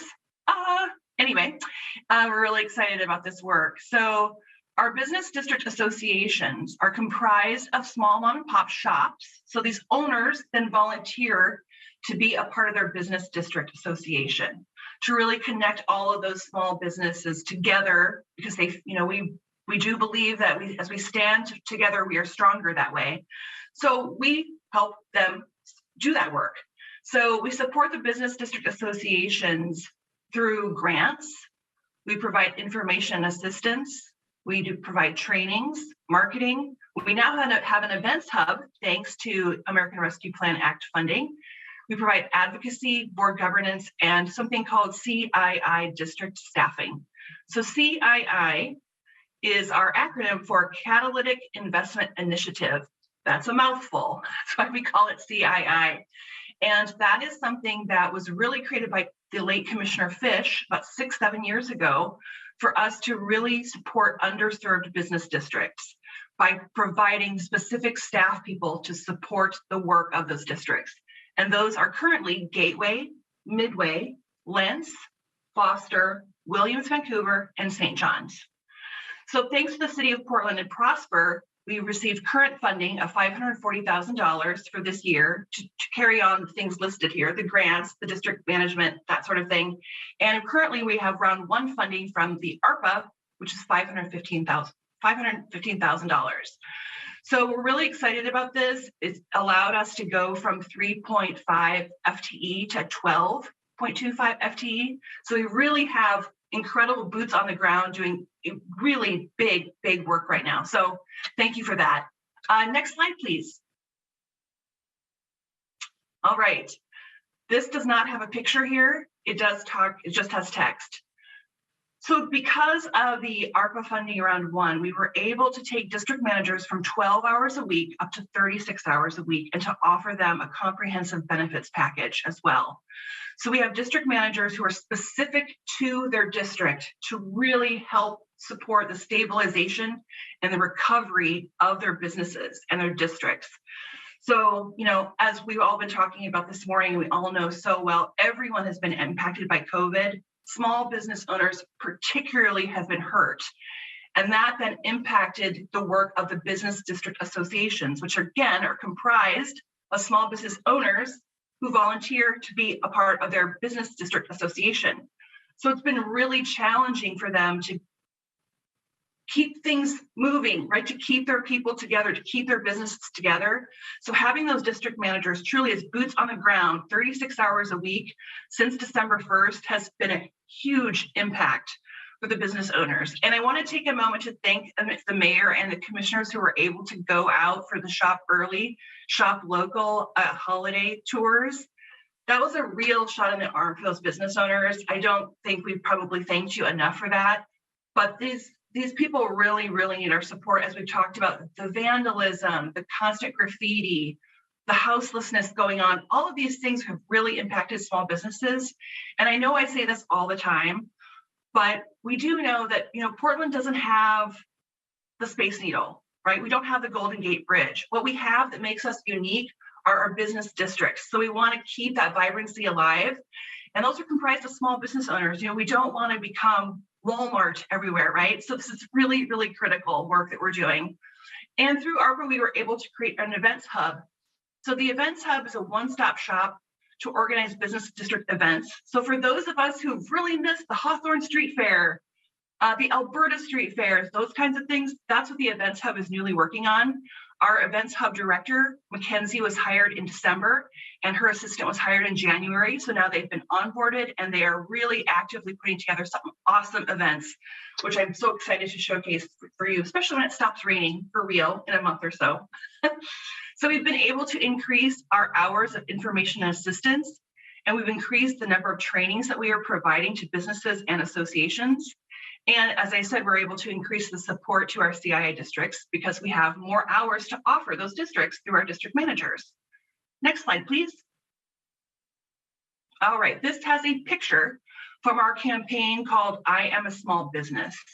So this campaign, this picture showcases Ava Liu. She is a business owner who owns King's Omelets in Gateway. So if you haven't been there for breakfast, please go in.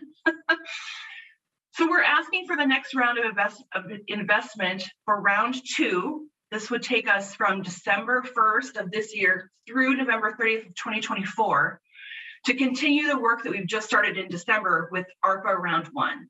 So this would continue the work with the CII districts for the district managers to work 36 hours a week and to increase our events hub, which is now 2 people with 2 floaters to do hands-on events, to be there day of to help support. We want to add a couple more people to that because we're getting some real traction here. We need some more, we're going to need some more people who really have that events expertise. And another piece here that we're asking for is for $500,000 in business district grants to stabilize and help them recover. So something we hear all of the time from business districts, of course, is that they want to have their own staff person, and we would love to be able to provide that. And right now, we're able to give out grant money, $2,000, $3,000 for them to hire, let's say, a consultant on a project. But they really need their own staff people. So we want to be able to inject the districts with some real money so that they can hire their own staff people and or do district enhancements like banners. Like, who doesn't want another Paul Bunyan, right? Those big pieces that showcase, oh, this is our district. Come to our district as tourists, as local shoppers. We want to be able to put big money into helping these districts over the next couple of years. And then the other $70,000 is just the program administration for the next 2 years to be able to keep on supporting all of this great work. Thank you very, very much for your time. It really means so much to us.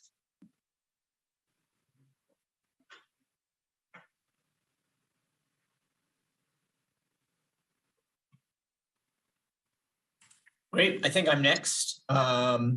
Next slide. Great. Mayor, Council, for the record, I'm Chris Warner. I use he, him. I am Director of the Portland Bureau of Transportation, and I'm here to talk about PBOT's work in strengthening Portland's impacted commercial districts and how we are supporting businesses in their recovery. The pandemic has created an unprecedented short-term strain on PBOT's land use and building permit review revenues, totaling $2.5 million in 21-22, and $2.2 million in 22-23. To offset these losses, 4 full-time positions were eliminated from PBOT's development staff budget, in addition to other materials and services cuts, and it forced reductions in critical services that are foundational to stimulating Portland's economic recovery. ARPA funds last year helped mitigate further reductions, and PBOT is asking for ARPA dollars this year as well. This funding allows PBOT to retain staff that conduct plan and proposal reviews and direct customer service assistance to help them directly navigate the PBOT permitting process and requirements. Work is focused on direct customer service with an emphasis on program streamlining, code and rules, and compliance, which will enhance the customer experience. It is anticipated that this funding would allow PBOT to hit its goal of 90% of reviews being on time. Next slide. And as we just have discussed before, before the pandemic, PBOT had been working on work to reimagine the right-of-way. That really accelerated because of the pandemic, and we are really building on our community use of the through Portland's right-of-way. During the past 2 years, it has been crucial to enable us to allow businesses to use public space for restaurants and other operations to let people gather safely. PBOT, in a matter of weeks, stood up a program that served as a lifeline for countless businesses. In all, we issued over 1,000 permits, with 20% going to BIPOC participants. We also provided those BIPOC businesses with nearly $90,000 in traffic control devices. In our research, we found that 94% of the survey respondents that we worked with wanted our Healthy Business Program to continue. Next slide. And we are asking for ARPA dollars to make this program permanent by working with businesses and phasing in fees for that permanency. During this phase, we will work on creating a long permit cycles that will allow businesses the certainty they need to make their investments. We will increase inspections and education on compliance issues in order to improve safety and accessibility. We will also ensure that the permanent program fully utilizes the aspiration of the city's activation vision, which also the folks at Prosper have been huge partners with us on that. So that brings us to what would be our second ask. That is the Vibrant and Inclusive Community Space Program, which will reconfigure the public right-of-way in partnership with community to create and program active plazas and public spaces.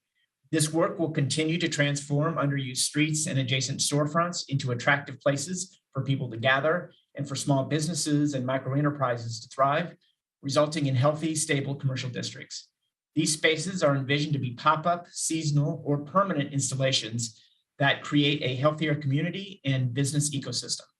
Outcomes for this program would include establishment and enhancement of 5 to 10 street plazas in centers in the next year, move 2 plazas to a more permanent design and operation, pilot public space curation and stewardship agreements with participating businesses and community organizations, prioritize partnerships with businesses and organizations serving BIPOC Portlanders and other served communities in the form of site sponsorships or activation benefits in alignment with the plaza sites. We'd also develop a long-term street plaza program to support ongoing community collaboration and permanent change in our communities. And much like these funds for helping businesses, we see this 2-year investment as a catalyst for creating a more sustainable community-centered program. And I'm here to answer any questions. I think I was the last speaker in this section, so.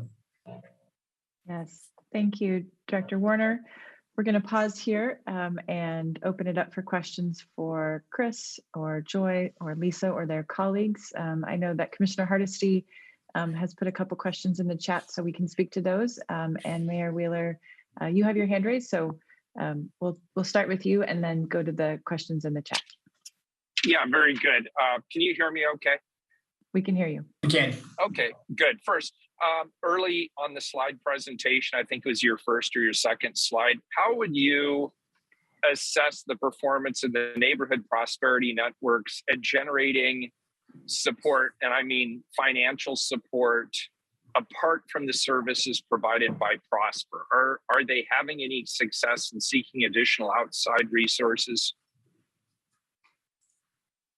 They definitely are, and I think we can have Shay answer this in more detail. But what we have found is that they have, when we came to council in 2011, we anticipated a certain amount of fundraising that they would achieve over the 10-year life of the TIF districts, and they have greatly exceeded those numbers. But what we have also seen is that they have exceeded those investments by securing grants that support programs.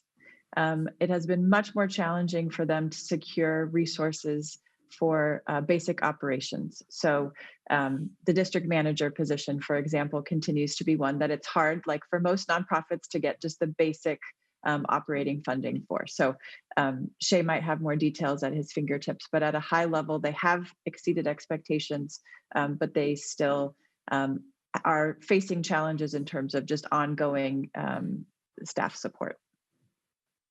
Thanks, Kimberly. Thank you. And I'm sorry, go ahead. Oh, thank you, Mayor. I was just going to add that last year the districts leveraged $3.7 million, which is significantly higher than the year-over-year average that they usually have. We think this level of support involvement really, it speaks to the capacity that's been built across the network and the trust that's been built with them. I think in previous years, fundraising and grants across the districts was close to 1 million annually. And it really was due to the trust and community connection that I mentioned, primarily that the NPNs represent inside their respective communities. And it's mainly been through COVID resources from a huge array of partners, from OHA, Multnomah County, the city, many bureaus continuously tap the NPNs for their reach. And so it's been a big year for them in terms of delivering new services. But as Kimberly mentioned, kind of that ongoing foundational non-programmatic support continues to be the biggest challenge. Great. And I have a bunch of questions. I'm not going to ask all of them, and we can take some of them offline, but just a couple of quick ones here. Under your commercial district activation and re-tenanting plan, what sort of technical assistance or resource do you provide to ensure that businesses have the support they need as they take on new spaces as tenants? I'm very keenly aware of the work we do under IBRN and My People's Market, but if one of these organizations is successful at finding bricks and mortar, what kind of resources or technical support do we provide to ensure that they're successful in that new environment? I think I'll take a stab at this one, and then Shay, you can feel free to jump in as well. I think we're learning a lot from our affordable commercial tenanting pilot programs. So as we move businesses into those spaces that are master leased or owned by Prosper, we are connecting them up with Inclusive Business Resource Network technical providers to support them through technical assistance on things like, how do you negotiate a lease? How do you think about building out your space? Where are you looking for space? What's the kind of market that you want to be in that would serve your business well? So that's the kind of technical assistance. And we have been doing that to date with some of our Inclusive Business Resource Network providers. And we would see that as kind of growing, and we would build on that network. All right. And then just a couple of questions, if I could get written answers later for this would be helpful. Under your Healthy Business and Community Use Permits program, as well as under the Vibrant and Inclusive Community Spaces, I'm very excited about both of those. I'd like to know a little bit more later about your estimate of the number of additional businesses that would be impacted by both programs if they're funded. And I'd also like to know a little bit more about the geographic distribution of the current locations for both of those programs. We don't need to get into that today, but if somebody could follow up with me or my team, I'd like to know that before we get into the next phase of ARPA funding. And also, Kimberly, you and I had the opportunity, along with others, to meet with Mike Long from SBA, and we heard some of the concerns from businesses. I'm wondering if you could share if your budget proposal includes programs related to the transitions and the needs that they expressed at that meeting specifically. And if you have that off the top of your head, great. Otherwise, if somebody could follow up with me later, I'd appreciate that. Mayor Wheeler, go ahead. Oh, Mayor Wheeler, yeah, we will get the information on the healthy business. We will get that to you. Okay, great. I really appreciate it. Thank you. Yeah, and Mayor, we'll follow up in terms of the specific areas of interest. I do think that the commercial stabilization would address a number of the needs, but we'll follow up with more detail. Thank you. I appreciate that very much. All right, Commissioner Hardesty, do you want to speak to the questions that you've put forward? Yes, thank you. Real quickly, as expensive as leases are right now, I'm just curious as to whether Prosper's program helps negotiate a lower cost, knowing these are very small businesses that are trying to grow. What is Prosper's role in that? And then I also want to know how you define an affordable lease in the current market that we're in.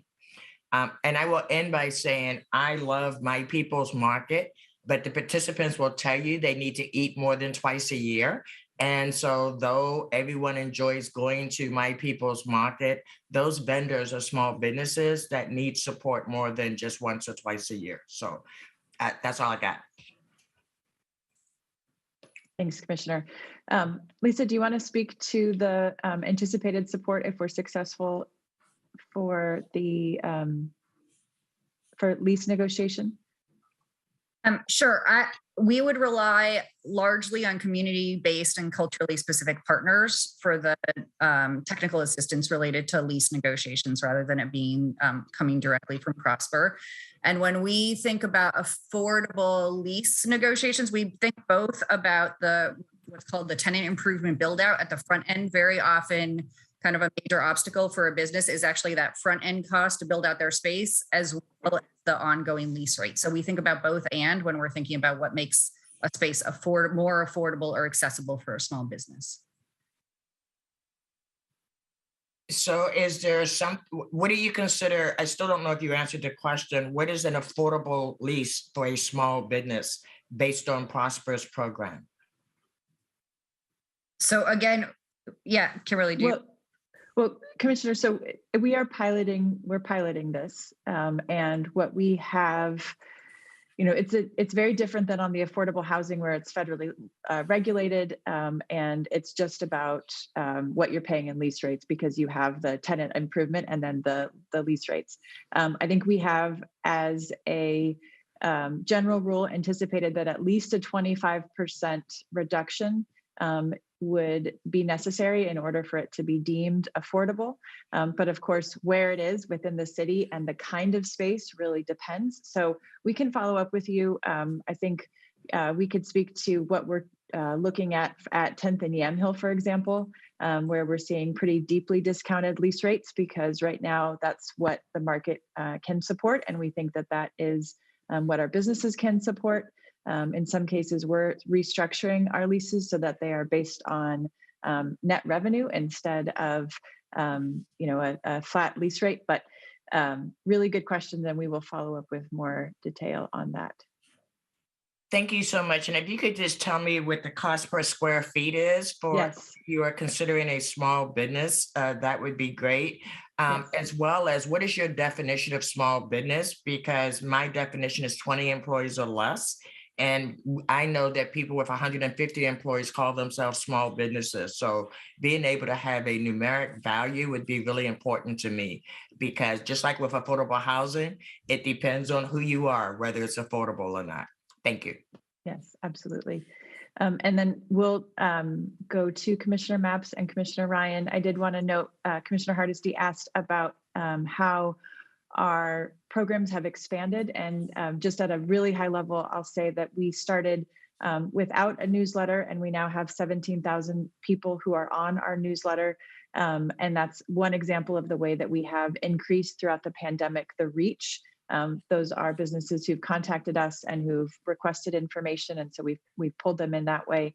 And so we'll share more information on that as well. All right, Commissioner Mapps.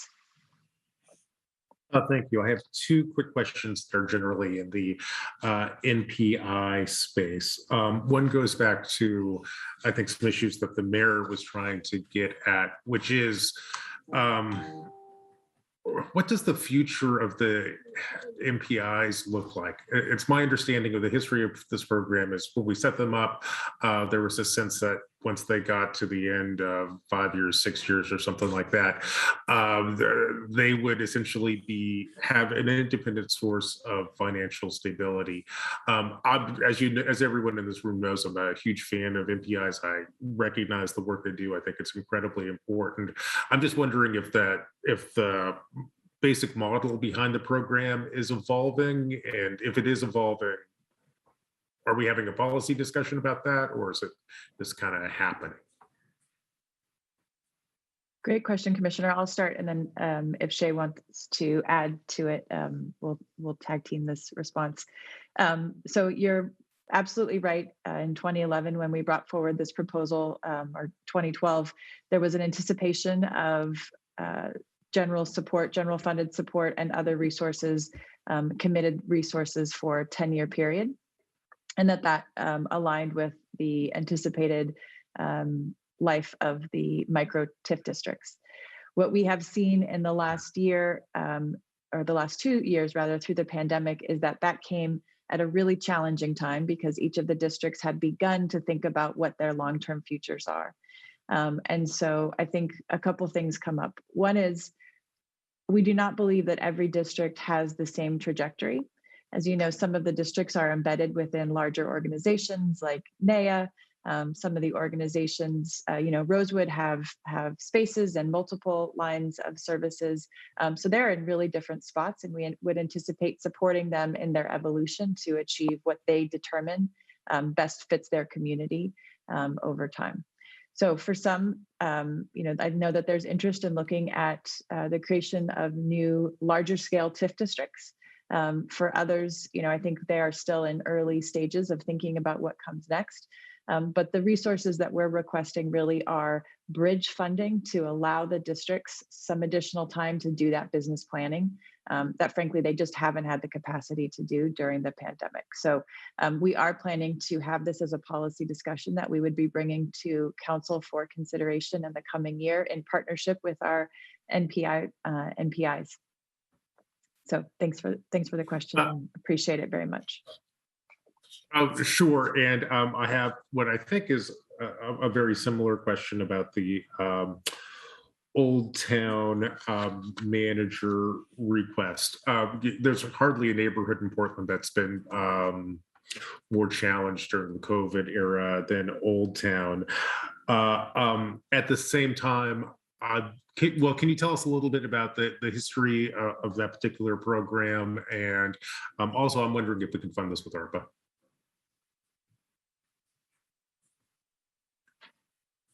Lisa, you have good institutional memory on this one. You want to speak to that?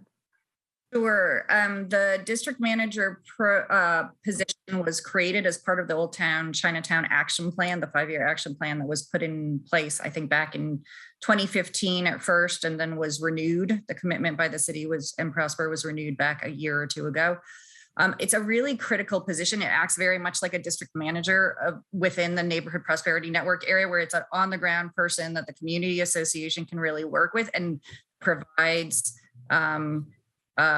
translator and access navigator for small businesses in Old Town. They're actually now also working in partnership with somebody that we have on the ground looking at vacancies in Old Town and kind of putting a strategy to how we tenant out the vacancies in Old Town.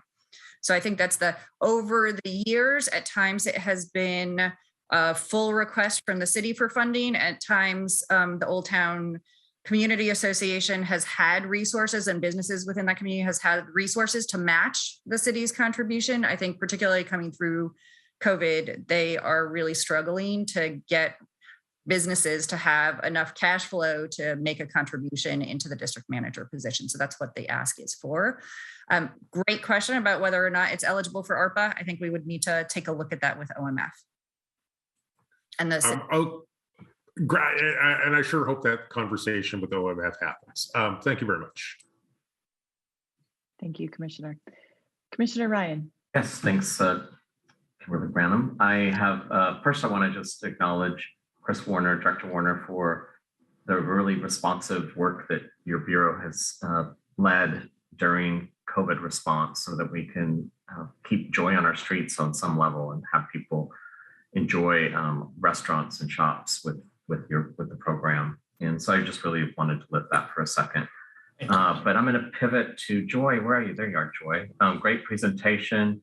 And I'm going to connect the dots, I think, with Shay. Here's what I want to hear. I want to hear about, it's more of a systemic, the right and left hand know what's going on type question. So when I listened and we asked questions about the stabilization grants, and then we hear about Neighborhood Prosperity Network, I want to know how the two of you work together. I assume that you have great knowledge specifically in your districts, obviously, because that's how your program's set up, and how you work to provide intel and outreach to those that hopefully you have knowledge on who would be good candidates for these stabilization grants. And I'm now putting words in your mouth, which means I stopped asking the question, but I still want you to tell me what really is going on. Thanks. Thank you, Commissioner. So I will start, Shay, if that works for you. So yeah, we are so fortunate to have really active relationships with business district associations throughout the city.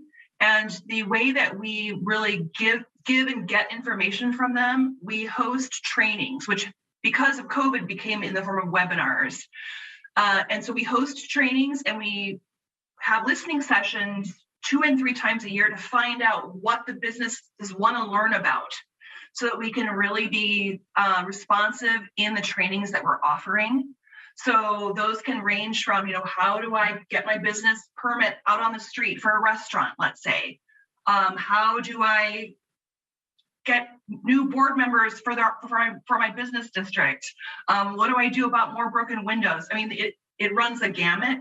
But that's how we really keep in touch. We used to host 1 webinar a month, and now we host 2 to 3 because we have more capacity to do so.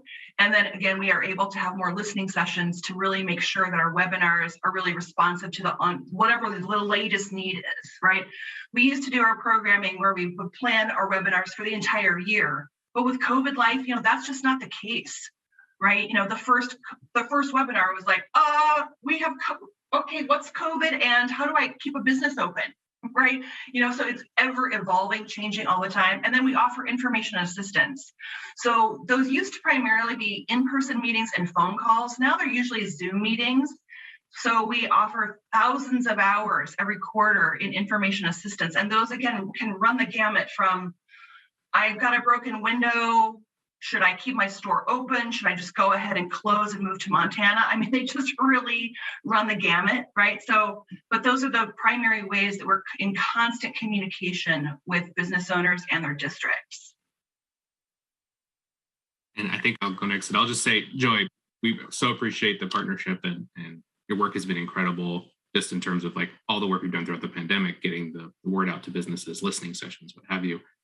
Commissioner, I'd say for the Neighborhood Prosperity Network, given that, Kimberly and Lisa mentioned them as mini micro TIF districts, they really are focusing on place-based community economic development holistically. It's not just a business district. They're looking at several initiatives, workforce. We've had several place-based workforce navigators housed at the MPN districts. They're leveraging volunteer hours. Similarly, around a lot of community initiatives.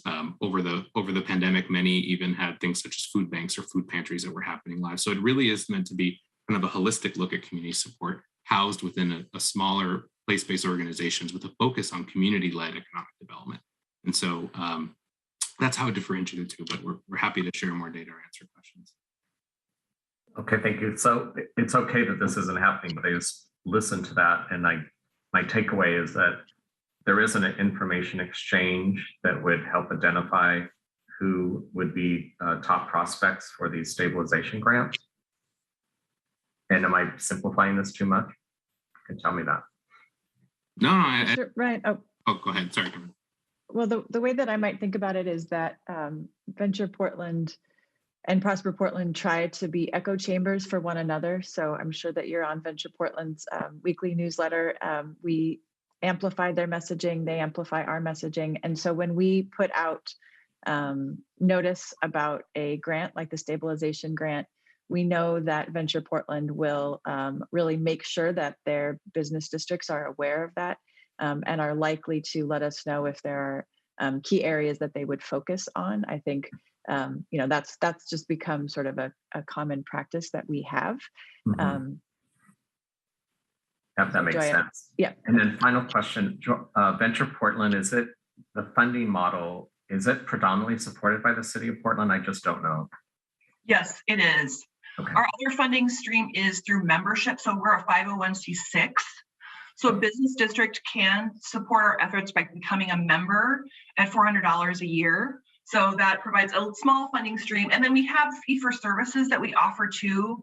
But, since COVID, that has really dried up. So we used to offer services that were a fee-for-service. Let's say a board wanted us to do their board orientation. I would go in to meet with their board and do an all-day retreat, let's say, for $300 or whatever it was. But that has really dried up, and I hope it'll come back. So that was another revenue stream for us that's just, it's just not there right now. So your operating budget, which is a number that I don't have in my head right now, is 90% or more of the city of Portland? Is 90%. Mm-hmm. 90%. Yeah. Thanks so much. Thank you. Thank you, Commissioner. All right, we're going to take our last question in this panel from Annette. Thank you. Annette Matson, Budget Committee member, Advisory member, she, her pronouns. And I just want to say first, Joy, I get your emails. It's wonderful to see your smiling face for the first time. On the trainings that you mentioned, realizing that some of these are very unique to the conditions of the last couple of years, but I was wondering, how do you coordinate with other taxpayer-funded organizations, such as the Small Business Development Center, to make sure that you're not duplicating existing programming? Yeah, that's a good question. We try to make sure that we are constantly reaching out. So if we think we're going to have overlap in some way, and I don't think at this point, there can't be too many trainings on any topic because people just are gravitating to education. But we do try to make sure that, we're staying in our own lanes, right? So, so that is something that we're constantly on. I mean, it's Zoom and emails primarily. That's how we're constantly in touch with groups about, should we present together? Should we do this separately? And so oftentimes, actually, we do have other groups with us for our webinars to, embed and imbue our trainings with more information. Just a couple of weeks ago, we had PBOT with us to talk about permitting for the summer, for summer events, that sort of thing. So we're constantly trying to ensure that we are utilizing all the resources available and providing those to all the businesses. All right, thank you. Thanks, Annette. Thanks, Joy. All right. We are now going to move to our fourth final chapter. Kimberly, please. Kimberly, I'm sorry to jump in. I just have to officially turn the gavel over to Commissioner Rubio. I'm in sort of a sketchy cell area and I don't want to drop out and still be presiding officer. So I'll still be in attendance, but Commissioner Rubio has graciously agreed to take the gavel from this point out. Thank you, Mayor. Sorry about that. For not seeing your hand, I apologize.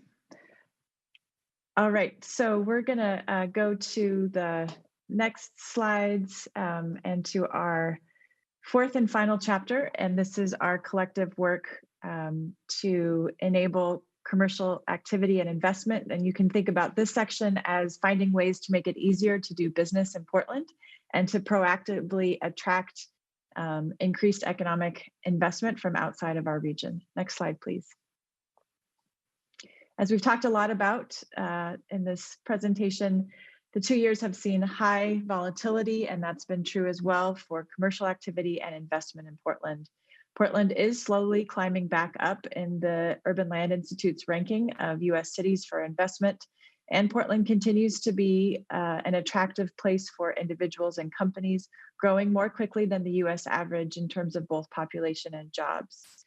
Compared to 2022, comparing 2020 to 2021, which saw dramatic declines, Portland's construction market looking forward is expected to remain stable and steady in the coming years, largely dependent on the growth of residential and infrastructure construction. In fact, construction volume has made a full recovery with 4.4% growth in 2021, while construction employment is well on the way. Next slide, please. These trends have major implications for key partners like the Bureau of Development Services, Greater Portland, Inc., and Travel Portland, whose business lines and work ties directly to the reputation and health of the Portland market within a national and global economic and investment context. So you'll hear our next panel speak to the ways in which they work to make it easier to secure a permit and navigate the process of doing business with the city, market and activate Portland to promote tourism and investment here, and strategically work with public and private partners to recruit visitors, employers, and jobs to our region. Next slide, please. So for our final client journey, which is illustrated with various logos and icons here, we're showing an example of recruitment and expansion. Here you see that Greater Portland, Inc. is actively recruiting an up-and-coming athletic and outdoor company to our region. The company is impressed with their pitch, the local talent pool, and works with Prosper's industry liaison to identify sites in Portland. The business decides to relocate their headquarters to Portland, and they find an office space and they sign a lease. Needing to make interior renovations to their new space, they work with the Bureau of Development Services to obtain necessary permits, and they find the online options very user-friendly. With renovations complete and the company settled, they begin to consider how to increase connection to international markets. So they re-engage with our industry liaison at Prosper Portland, who connects them to Travel Portland, who provides information on international tourism and a grant to attend a trade show. There they secure a contract to a major new customer, and they plan to increase hiring locally. Next slide, please. So for our final panel, we're going to hear from Elshad Hajiv, Brenda Faley, and Kyle O'Brien with the Bureau of Development Services, the CEO of Travel Portland, Jeff Miller, and the CEO of Greater Portland, Inc., Monique Claiborne. Elshad, please go ahead. Thank you, Kimberly. Good morning, Mayor and Commissioners, community members, and staff. I'm Elshad Hajiev, Deputy Director for the Bureau of Development Services. I use he, him pronouns. With me today, Brenda Fahey, BDS Technology Training and Continuous Improvement Manager, and Kyle O'Brien, our Budget and Finance Manager. Next slide, please. I'm going to start our presentation with information on BDS funding sources. 98% of BDS ongoing funding comes from fees and charges for services, and only 2% of the Bureau funding comes from the general fund. The construction industry is very volatile, and the Bureau's fee revenue is tied directly to those fluctuations. The ability of BDS to provide timely services is a crucial facet in the overall economy, keeping the construction industry working and providing the permits that increase the housing stock and facilitate overall economic activity in the region. Pictured on this slide is the Portland International Airport, which is undergoing a major expansion and also happens to be the largest building permit ever issued by BDS, valued at $741 million. This project is a good representation of the connection BDS has to the economy. A vibrant Portland creates demand for travel and tourism, creating the need for the airport travel and increased economic activities throughout the city. I also want to mention that when the new buildings are permitted by permitted by BDS and constructed, they have a multiplier effect on the community. With new buildings often comes more housing, more new shops, restaurants, schools, grocery stores, and social events. These are things that make Portland a special place to live, with healthy, exciting neighborhoods attracting more investment in the city and eventually more general fund and permit revenue. That's why BDS's ability and capacity to timely and accurately process, review, and inspect construction permits is crucial to overall economic recovery. BDS revenue collections lag the increase in construction activity. If we wait to see when the revenue increase to a sufficient degree before we start hiring and training staff, we will be perpetually behind in handling the workload and providing timely services right at the time the economy is starting to recover. We are requesting one-time funding to build that capacity to support the economic recovery. BDS experiencing revenue and workload increases along with increased cost. The one-time funding will provide the seed funds to hire staff now, train them now, before the huge rush of projects, in order to work on process improvements, build capacity, and position us to provide better services once economy recovers. Once one-time funding expires, BDS is projected to have the revenues to support those additional positions on an ongoing basis through our fees and charges for services. With that, I'm going to turn it over to Brenda Fahey. Next slide, please. Good morning, I'm Brenda Fahey. I'm the Division Manager for the Technology Training and Continuous Improvement Division at the Bureau of Development Services. And on the slide, there's a photo of somebody looking at a building plan review on a computer screen. I want to talk about the fact that technology projects are a large part of our current focus at Bureau of Development Services. And over the past 2 years, we have worked to transition our services from in-person to online systems. We built the foundations for this prior to February 2020 and launched a variety of new tools, such as mobile technology for our inspectors and an online portal to pay for permits. Our work continues with more critical projects, such as the electronic submittal and review of permit applications and online scheduling of appointments. A key success is that in less than a year, over 10,000 appointments have been booked by customers, helping them get the service they need while being more efficient with their time. We've invested a lot of time and money upfront on developing these technology systems, and we still have more infrastructure to build. More than 90% of building permits and nearly all of trade permits are now applied for online. These upfront investments also create additional ongoing costs to maintenance and support of the enhanced computer systems, which involves everything from testing and implementing updated versions and software functionality to providing end user support when a staff member or customer faces an issue. Collectively, the upgrades we've made have transformed how we interact and provide services to the public. Our customers expect us to have the ability to provide more and more services online, and we are working towards a more seamless, user-friendly, and timely permitting process. Thank you, and with that, I'll pass to my colleague, Kyle O'Brien. Next slide, please.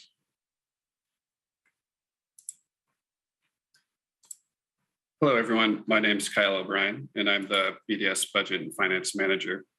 I use he, him pronouns. I want to highlight a few of the decision packages which will help BDS better serve our customers. Brenda outlined the transformation of our services on the previous slide. We have a package requesting funding to expand support and maintenance of our technology systems. We also have a package requesting a project coordinator to help with shelter and preschool permitting. This request will support the economic recovery by providing the beds needed to reduce the number of individuals sleeping in commercial districts, as well as facilitate preschool projects allowing parents to return to the workplace. Next, we have a package to improve the city's multi-bureau permitting process, including a single portal for customer assistance.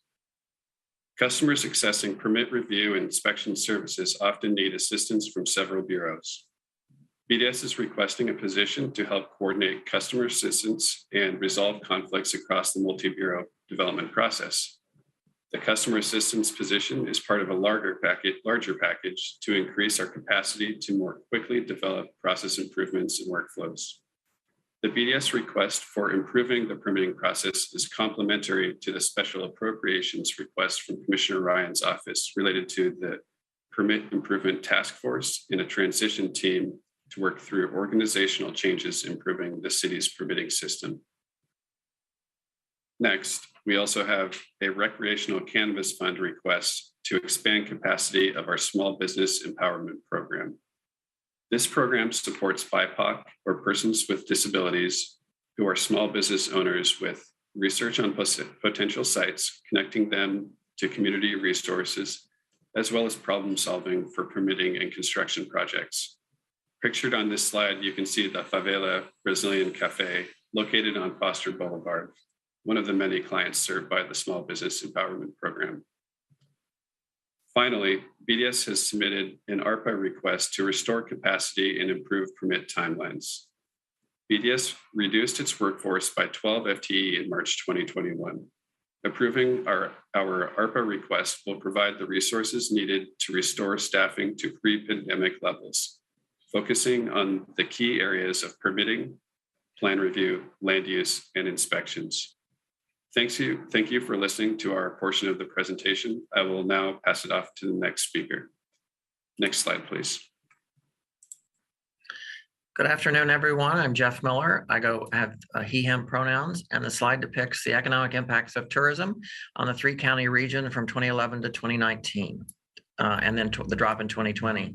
And as you can see from the economic impact slide, tourism has been hard hit by COVID and reputational issues specific to Portland, dropping from a high of $5.6 billion in spending in the three-county region to $2.4 billion.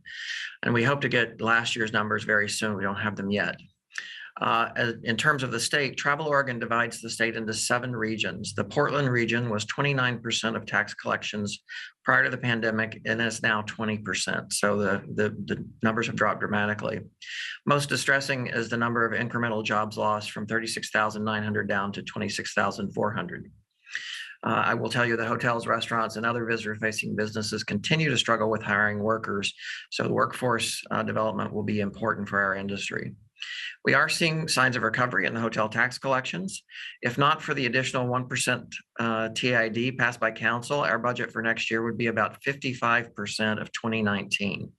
But with the additional fee, we will hopefully be between 75 and 80%, which is very good news for us.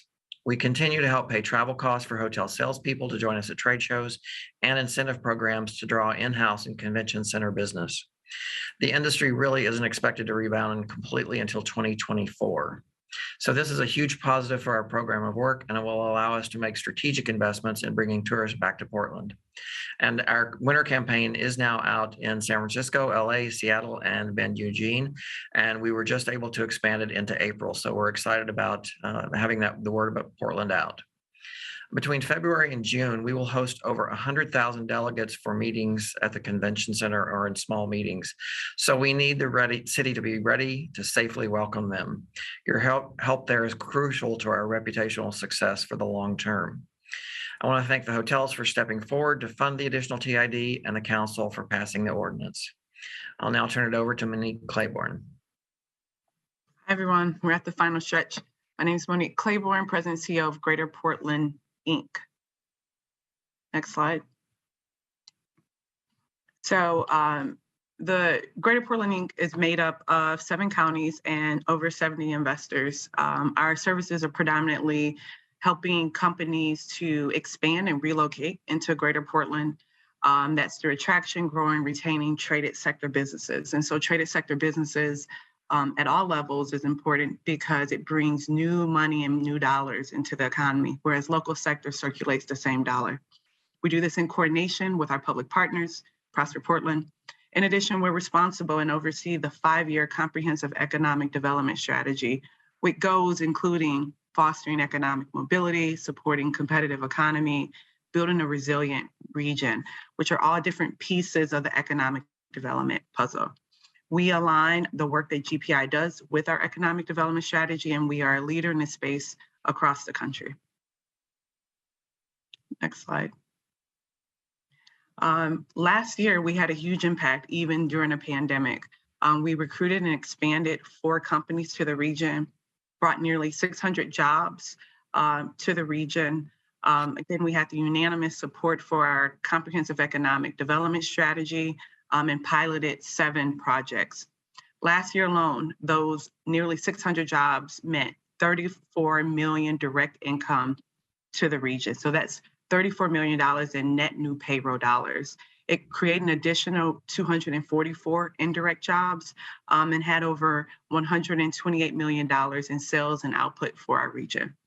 This year, we expect to bring in 750 businesses and recruit, or 750 businesses and recruit a minimum of 600 jobs. We plan to advance on our economic development strategy, and the direct income, the indirect jobs, the sales and output, the induced jobs that come out of that, we hope to expect to maintain, if not grow. Thank you. Oh, sorry, one other. The ongoing support of from city is through your general fund of $70,000 annually. So thank you for the continued support, and we hope to continue to work with Prosper Portland on these efforts. Thank you, Monique.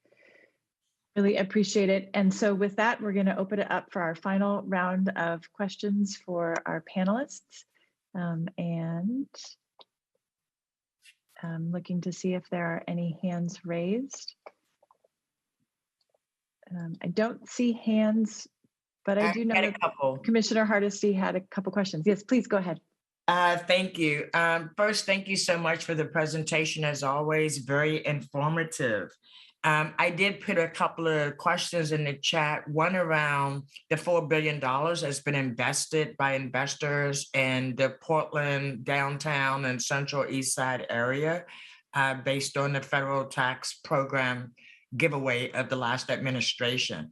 So I'm curious as to how that fits into the economic picture when we talk about both development, permitting, et cetera, tourism, et cetera, right?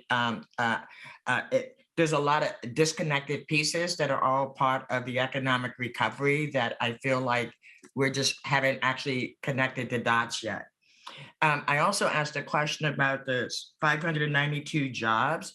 What is the average income of those jobs? And are we talking jobs in cleaning hotels or working in restaurants? What kind of jobs are we actually talking about when we say we have recruited 592 jobs to the Portland metro area? And then last, my last question is around tourism industry. And I think about the places that serve tourism in our community. And just as was said here, people are struggling to find workers because those workers cannot afford to live in the city of Portland.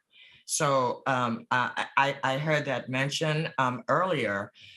What is the plan for that? I mean, until we address the fact that the city of Portland's median family income is now $96,900 for a family of 4, I feel like we're not having the full conversation about what impact are we having. And if, in fact, we are having a positive impact on the people who live, work, and worship in the city of Portland. So not quite sure who all those questions are directed to. Can also just give it to me in writing with everybody else. But again, thank you for the presentation. And I hope we can weave together the entire story of what's happening economically in the city of Portland, because I feel like we continue to do it in pieces. Thank you. Thank you, Commissioner. Panelists, any quick responses? And then want to make sure we hear from Commissioner Ryan and Annette before we turn it to back to Director Kennard. I can speak just real quickly on the valuation question, investment in this downtown and central east side. This is Kyle O'Brien at BDS for the record. Any investment that results in the building of a construction permit does impact the bottom line for BDS and add to the permit revenues, not just for BDS, but all of the other development review bureaus at BDS, at the city. So from that perspective, yes, that any of that investment dollars does result in more revenue. And did you calculate that in your budget request, or is that going to be on top of what you're requesting in this budget? You know, I'm not sure exactly what the $4 billion investment is related to. We do projections over the a five-year forecast period for our revenues, and those do take into account expected future investment in Portland and future permit revenue. Hi, this is Monique Claiborne with Greater Portland Inc. regarding your question surrounding the nearly 600 jobs. Those jobs this year, last year, were in distribution and e-commerce. As you know, with the pandemic, or you may or may not know, there's been a big push in e-commerce business all across the country, and so that's where we saw success. We recruit overall, though, in clean technology, computers and electronics, software, media, metals, athletic and outdoor, as well as health sciences. Thank you. It'd be great to get a breakdown of that. Absolutely. I would have to defer to Oregon Restaurant and Lodging Association on the actual dollars, but anecdotally from our hoteliers, they are paying more for every job than they ever have, but are not seeing the candidates coming in even to apply currently. All right, thank you. And so we're going to hear from Commissioner Ryan and then Annette. Actually, Annette had her hand up before me, as I recall. Okay. So yeah, take it away, Annette. Thank you. Oh, Annette. well, thank you, Commissioner Ryan. I have three questions around permitting for construction, and these are anecdotal things, but probably know a couple dozen people that are architects, developers, that type of folk, and what I've heard consistently is that obtaining permits in the city of Portland is not only takes the longest, but is the most expensive of any governmental jurisdiction in the greater Portland metro area. And what I was wondering is how, other than numbers, does our permits measured as far as results, like turnaround time and cost related to that of the jurisdiction? And what are the goals? Second question, what are the goals for process improvement? And then lastly, are there any follow-up surveys done with developers, project managers, construction companies? Thank you for your question, Elshad Hajia, for the record, Deputy Director for the Bureau of Development Services. We do analysis of our timelines and delivery of our services to other jurisdictions. It does take us longer comparatively with other jurisdictions to process those permits. There are several reasons for that. We are working on it. Commissioner Ryan and Commissioner Maps put together a task force that look at exactly into the reasons why this is happening and what kind of improvements we can put in place to streamline our processes and improve our timelines. Commissioner Ryan or Commissioner Maps, if you want to add to that, please go ahead. Commissioner Maps, do you mind? Should I just go for it? Okay. So Annette, I'd love to send you a link to tomorrow's task force meeting. We really are doing surgery on this. We're getting to the bottom of it. In my first few months in office, there was an audit that told us everything that you just said. And big picture, we have a more complicated permitting system because we have more variables. So where some cities have it streamlined into one, ours has the 8 permitting bureaus that are involved who have the on-the-ground insight to regulation. So there's a lot of there's a lot of great practices because of that. It's the efficiency, because time is money, especially in construction. But you name it, whether you're a resident, a small business owner, affordable housing, big developers, if you will, everyone has the same complaint. And sadly, it's during COVID, the perfect storm of just in the early days of taking on the new technology, then it was forced to put it out really quickly because, of course, that was the only way we could keep working with our customers. And so I will say that help is on the way. And I think like everything, getting out of denial is the first step to recovery. So we're definitely have that checkbox. We also have data that is monthly, it's updated monthly. So there's transparency within all the permitting bureaus, which is a big deal. And we've really upped the, you mentioned the word survey. We've actually done surveys with external customers and listened to the hard truths. And that, so there's more transparency than ever before. The draft board, which is made up of many in the industry, are on that task force. So it's not a navel gazing task force. It's very collective, both internal and external. And right now we're actually looking at practices, restructuring, and we're looking at practices in Phoenix, Minneapolis, Hillsborough, and we're learning a lot from other jurisdictions. So there's a willingness to dive into this, has been my experience, and I'm grateful that Commissioner Mapps dove in. Actually, all 5 political offices are involved in the task force and all of the permitting bureaus. As you know, the city does a lot of code changes, and that's actually also part of it. And I could go on too much about this topic, but I just want you to know that I would love to go on further with you one-on-one, but it's definitely important work that's taking place in a big picture way. And I gotta say, the employees have really dove in, and we're really listening. As you know, with education work that we've shared together, if you don't get the people closest to the ground involved in the culture change, it's never going to change. As we used to talk about in education, a teacher will shut their door and do what they want. So we really have included everybody in the system. And so I'm really thrilled with the willingness and the vulnerability that everyone is showing, and honesty. So I'm grateful that there's changes coming in both regulatory and structural. And you'll hear more about that when we talk about the package for the transition team.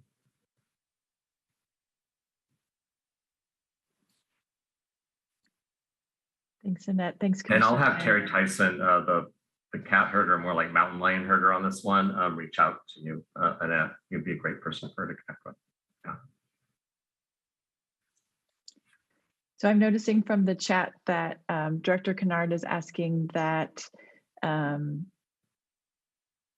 we have Kevin's question be the last question, and that if there are, I know that there are a number of questions that people didn't get a chance to voice. So if you want to put those in the chat, we will make sure that the panelists follow up. So Kevin, go ahead, and then we'll close out. Okay. Commissioner Ryan. Kevin could go before me. I was just answering Annette's question, but okay. My hand will remain up. That's all. Great. Okay. Oh, just a quick question.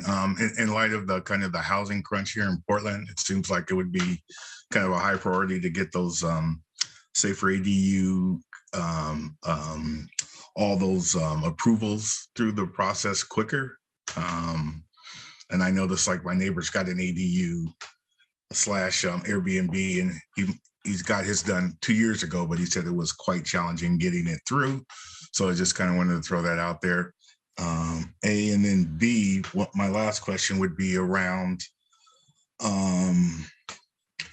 let's see what the other one. Oh, and as far as the resources that you guys said that BDS is self-funded about 98%, it seems like so is it directly related to, you know, how many transactions you have, more transactions, more money, or are those not aligned?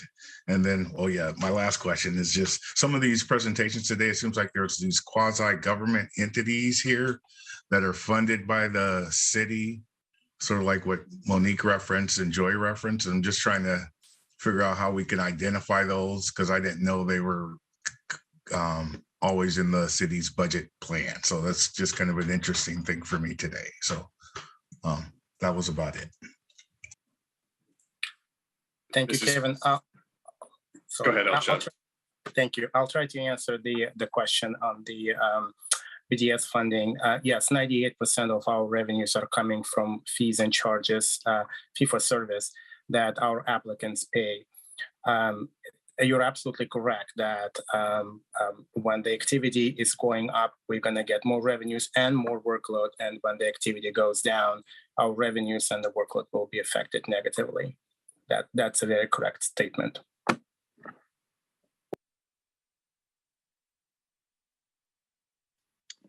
Commissioner Ryan.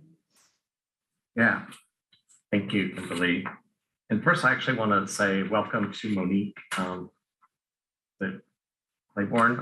I've never met you before, but I think you're fairly new in the market. So just welcome to a city council meeting, and it's great to see you. I also wanted to just acknowledge the team from BDS that presented today. I know your leader, Rebecca Esau, would be very proud of you. And I know that she couldn't be here today, but I just wanted to acknowledge that she'd be very proud of the presentation.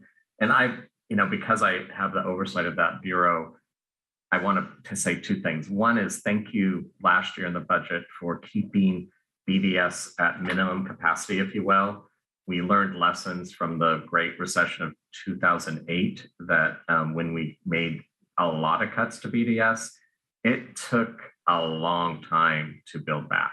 And I heard stories from customers that it took up to 10 years. So many in the workforce came out of the woodwork last year to support us in doing some basic bare bones survival for BDS. And then those same partners have expressed how important it is to do some front loading of making sure that we get the staffing in check because otherwise we'll be back in that same situation. So some of the projections that were presented by Elshad, Kyle, and Brenda definitely are from lessons learned. And we don't want to repeat those same mistakes that we made in 2008 that lingered all the way to 2016 is what I've heard from almost every source. So thank you so much for your presentation. Thank you, Commissioner Ryan. Thank you, Commissioner Ryan, and thank you to all of the partners who've joined us. Thank you, council members and Budget Advisory Committee, for your fantastic questions. We will follow up. And with that, want to turn it over to Director Kennard. Thank you. Thank you, Kimberly. Obviously, this is an extremely important and robust issue area. There are a number of different ways in which the city interacts with economic recovery and stability. There were two groups of packages that were submitted for ARPA resources that didn't fit well into the other presentations. And so we reserved a little bit of time for Water and Bureau of Environmental Services to talk about a couple of their requests for funding that relate to this issue area. So I'd like to turn it over to Commissioner Mapps to kick off those very brief presentations. Thank you. Thank you, Director. Colleagues, I promise that the following presentation will be relatively short, but it is also important. Today, we've heard about the many ways in which this COVID crisis has impacted our community. Next, we're about to hear and learn about yet another economic challenge created by the COVID crisis. We're all familiar with this, I'm sure. This is a kitchen table crisis faced by thousands of working families here in Portland. And that crisis is this.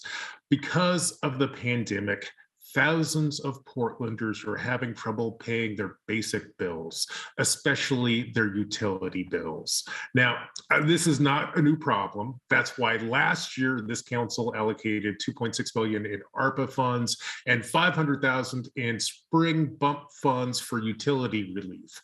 I have a quick and heartening update on how those funds have been spent. The Water Bureau has received 1,782 applications for utility relief. Of those, 1,390 applications totaling $1.9 million in utility relief have been approved. And in the next 2 weeks, the Water Bureau expects to receive another 1,500 requests for about $2 million in utility relief.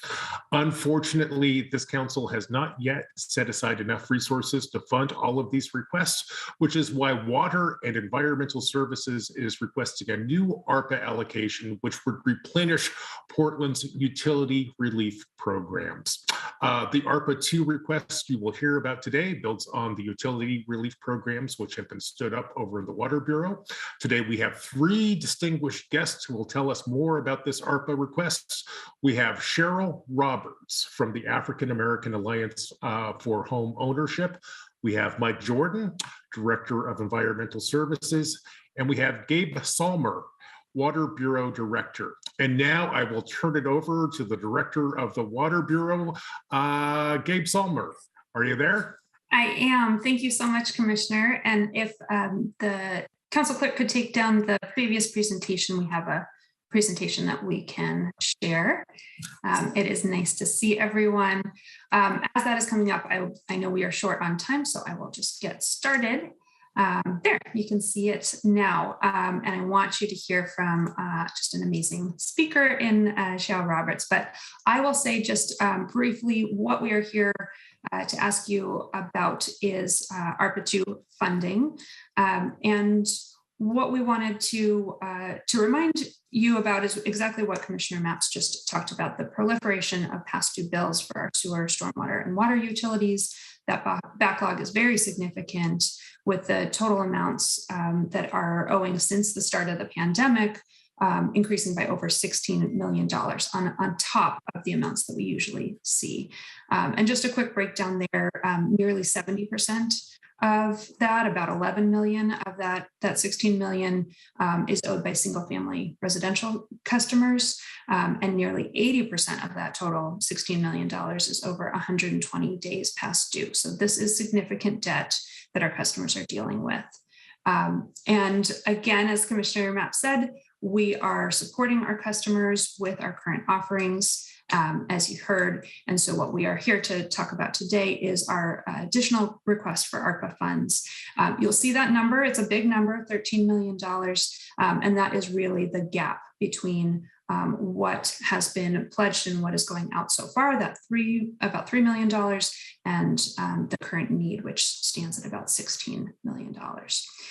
So before I tell you a little bit more about what those programs are that ARPA has been funding and what we'd like to add to, I really want to introduce you to someone who has been on the front lines of this crisis. So it's my pleasure to turn it over to Cheryl Roberts, who's the Executive Director and a founding member of the African American Alliance for Home Ownership. And Cheryl, take it away. All right. Well, good morning, everyone, and thank you, Commissioner Mapps, and thank you, City Council. I thank you for that wonderful introduction, Gabe. Yes, I am the founding member, and we call ourselves because we want to keep the bright side. And I was honored to be a member of the Afloat Committee, Selection Committee, this few months back. And we're a group that worked with the Portland Water Bureau to guide the eligibility and prioritization process for Afloat, and which is a utility debt relief program that was established with the city's first allocation of ARPA funds. So I'm here today just talking about the PWB's proposal for the utility debt relief program.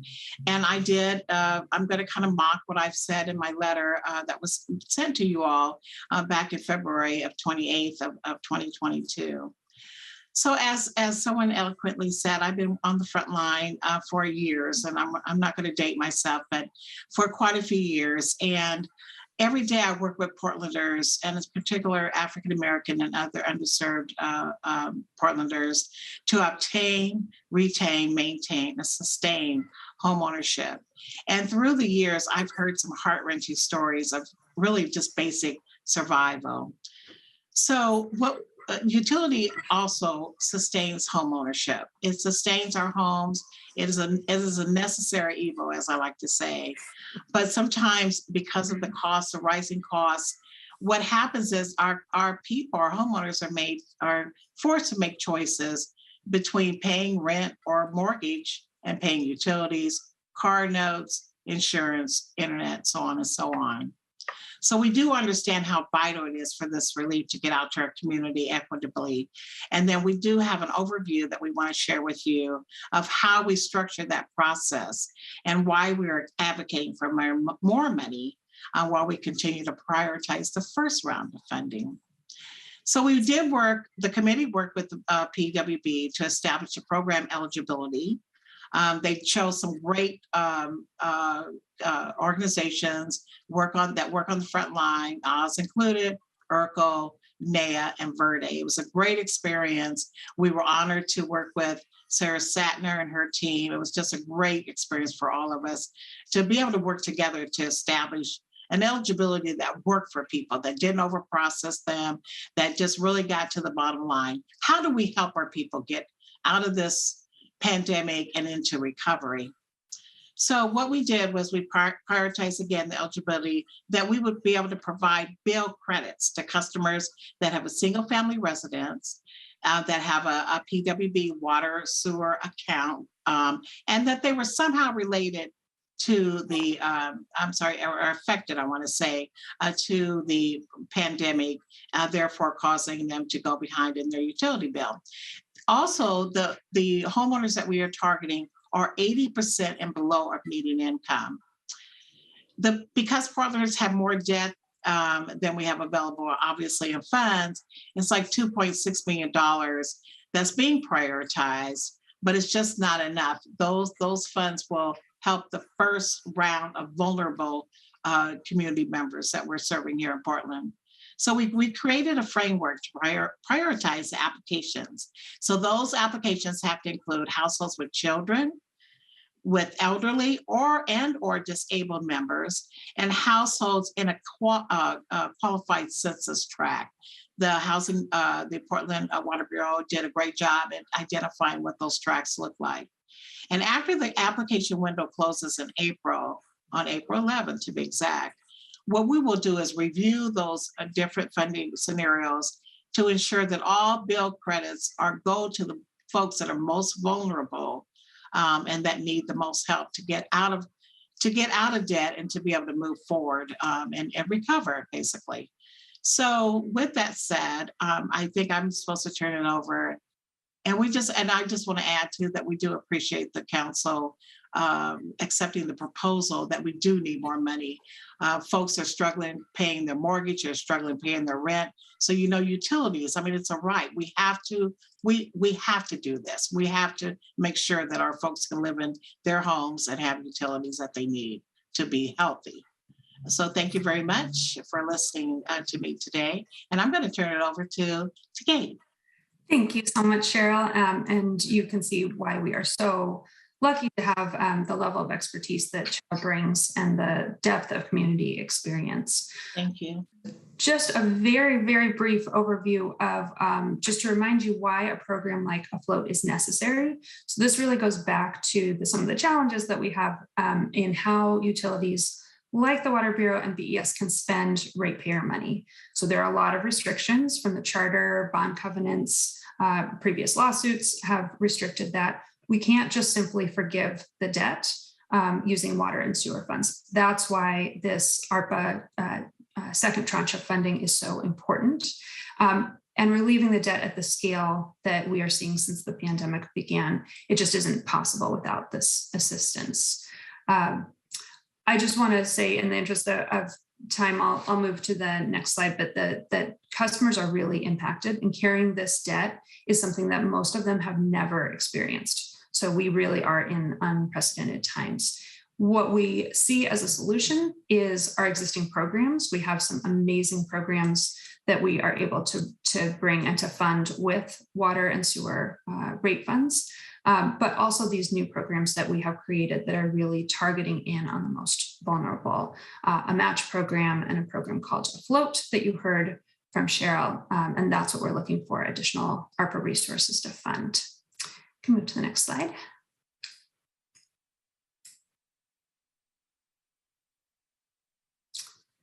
All right, so I want to just briefly tell you a little bit about the match program, which is something that we have used pilot funding, the $500,000 of general fund to fund this program. What we've added is for residential and small business customers, it's a match program that customers who are able to pay something towards their overdue bills, they can be matched up to $500 with this funding. We've been at this for less than a month, and we've worked with 350 customers, mostly on the residential side. You can see 28 small businesses, including 20 multifamily properties. So we are trying to get to every section that needs help. And we've spent $112,000. That means even more than that has come in as that match.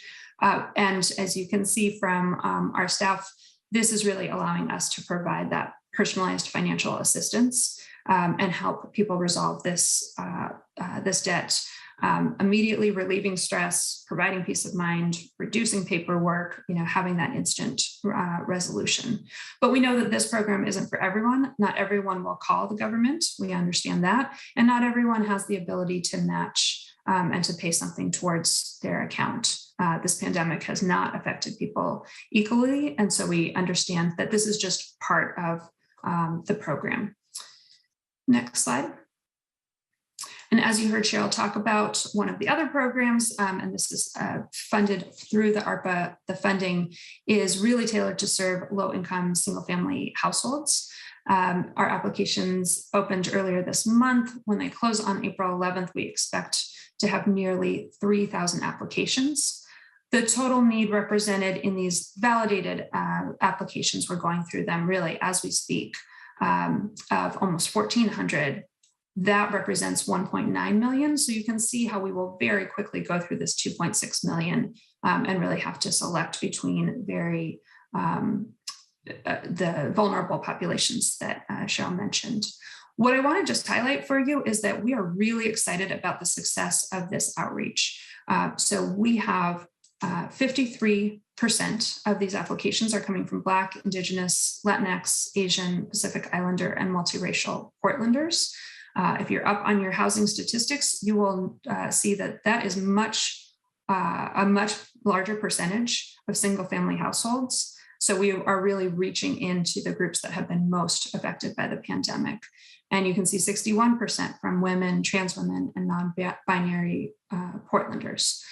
So again, our outreach is paying off. The multi-languages, the translations that we've used, as well as 18% from Portlanders who live with a disability. So you can see an example on the screen of some of the outreach materials, but I've been really proud to see this bear fruit. And I think it shows us that when we do that targeted outreach, we really do reach the people that we know are hardest hit by the pandemic. Next slide. All right, so just to wrap up, because I know that you have been through a lot this morning and you are going through a lot more, this is a joint BES and water request for up to $13 million. I know every dollar of this ARPA relief and the second tranche of funding could go to support some amazing things. We heard about some of them this morning. There is no shortage of amazing programs that this could support. So I want you to know that this is a very scalable program. Every dollar that we can receive through this can go through these programs to support the targeted populations that you saw there. And they are populations we cannot reach with water and sewer rate dollars. So that's where we are limited, and we're really looking to this ARPA proposal. We've already gotten more applications than funding available, and we know that that funding gap will continue to grow. By supporting both these individuals, by supporting the individuals, we're also supporting the whole system, because we are protecting customers from current and future rate increases that are associated with pandemic debt. We know that the programs that we provide have to be funded somehow. And so if we're not able to support customers in this way, then the entire customer class feels that burden. I'm going to leave it there, and I'm happy to take any questions, but sounds like Director Kennard, maybe best to do that in the chat, and then we can get back to any questions through that. Thank you, Director Silmer. So we are very close to time. We did have Angela Henderson was going to speak briefly on there's 3 packages from the Bureau of Environmental Services. We don't have time for that today, but we were chatting offline, and we're going to see if we can incorporate that brief presentation into a future conversation. This is the end of our budget development work session. We are actually meeting again on Tuesday to talk about our spring supplemental budget. So there is still more time to talk about more budget issues and decisions. We will continue to talk about your budget decisions for the next several weeks as we work towards developing both your spring supplemental budget and your annual budget development for next year. We have been keeping track of all of the questions, and we'll be facilitating follow-up. If there are any additional questions, please email them to me, and we will make sure to get answers. Or Commissioner Hardesty, if you'd like to ask, I saw your hand come up briefly, if you want to put it in the chat or say it now. Okay. With that, I just want to really thank and appreciate all of the time that everyone has invested in these conversations. It always feels like there is at once too much and not enough time given to these conversations, given that we manage a multi-billion-dollar enterprise here at the city. But I know that our presenters all put a significant amount of effort and planning time into making sure that we try to hit the right level of information, and as well as all of our participants put a lot of time into digesting the information. So thanks to everyone. Again, reach out to me or my office if you have questions for additional follow-up. And then so I see Commissioner Hardesty has a question in the chat about the total amount of ARPA funds available versus requested. We have $104 million of ARPA available for second tranche allocation. We initially received around $190 million in requests. We have since received a few additional requests, and so the total number of requests exceeds 200 million currently. So even though we have a lot of resource, relatively speaking, available, there still is significantly more need, of course, than resource available. So some hard decisions ahead. Look forward to working with all of you through those questions and through those decisions. And I will turn it over to Commissioner Rubio to conclude the session. Thank you, Jessica, and thank you to all the presenters today. And if there's nothing else, then we are adjourned. Thanks, everyone.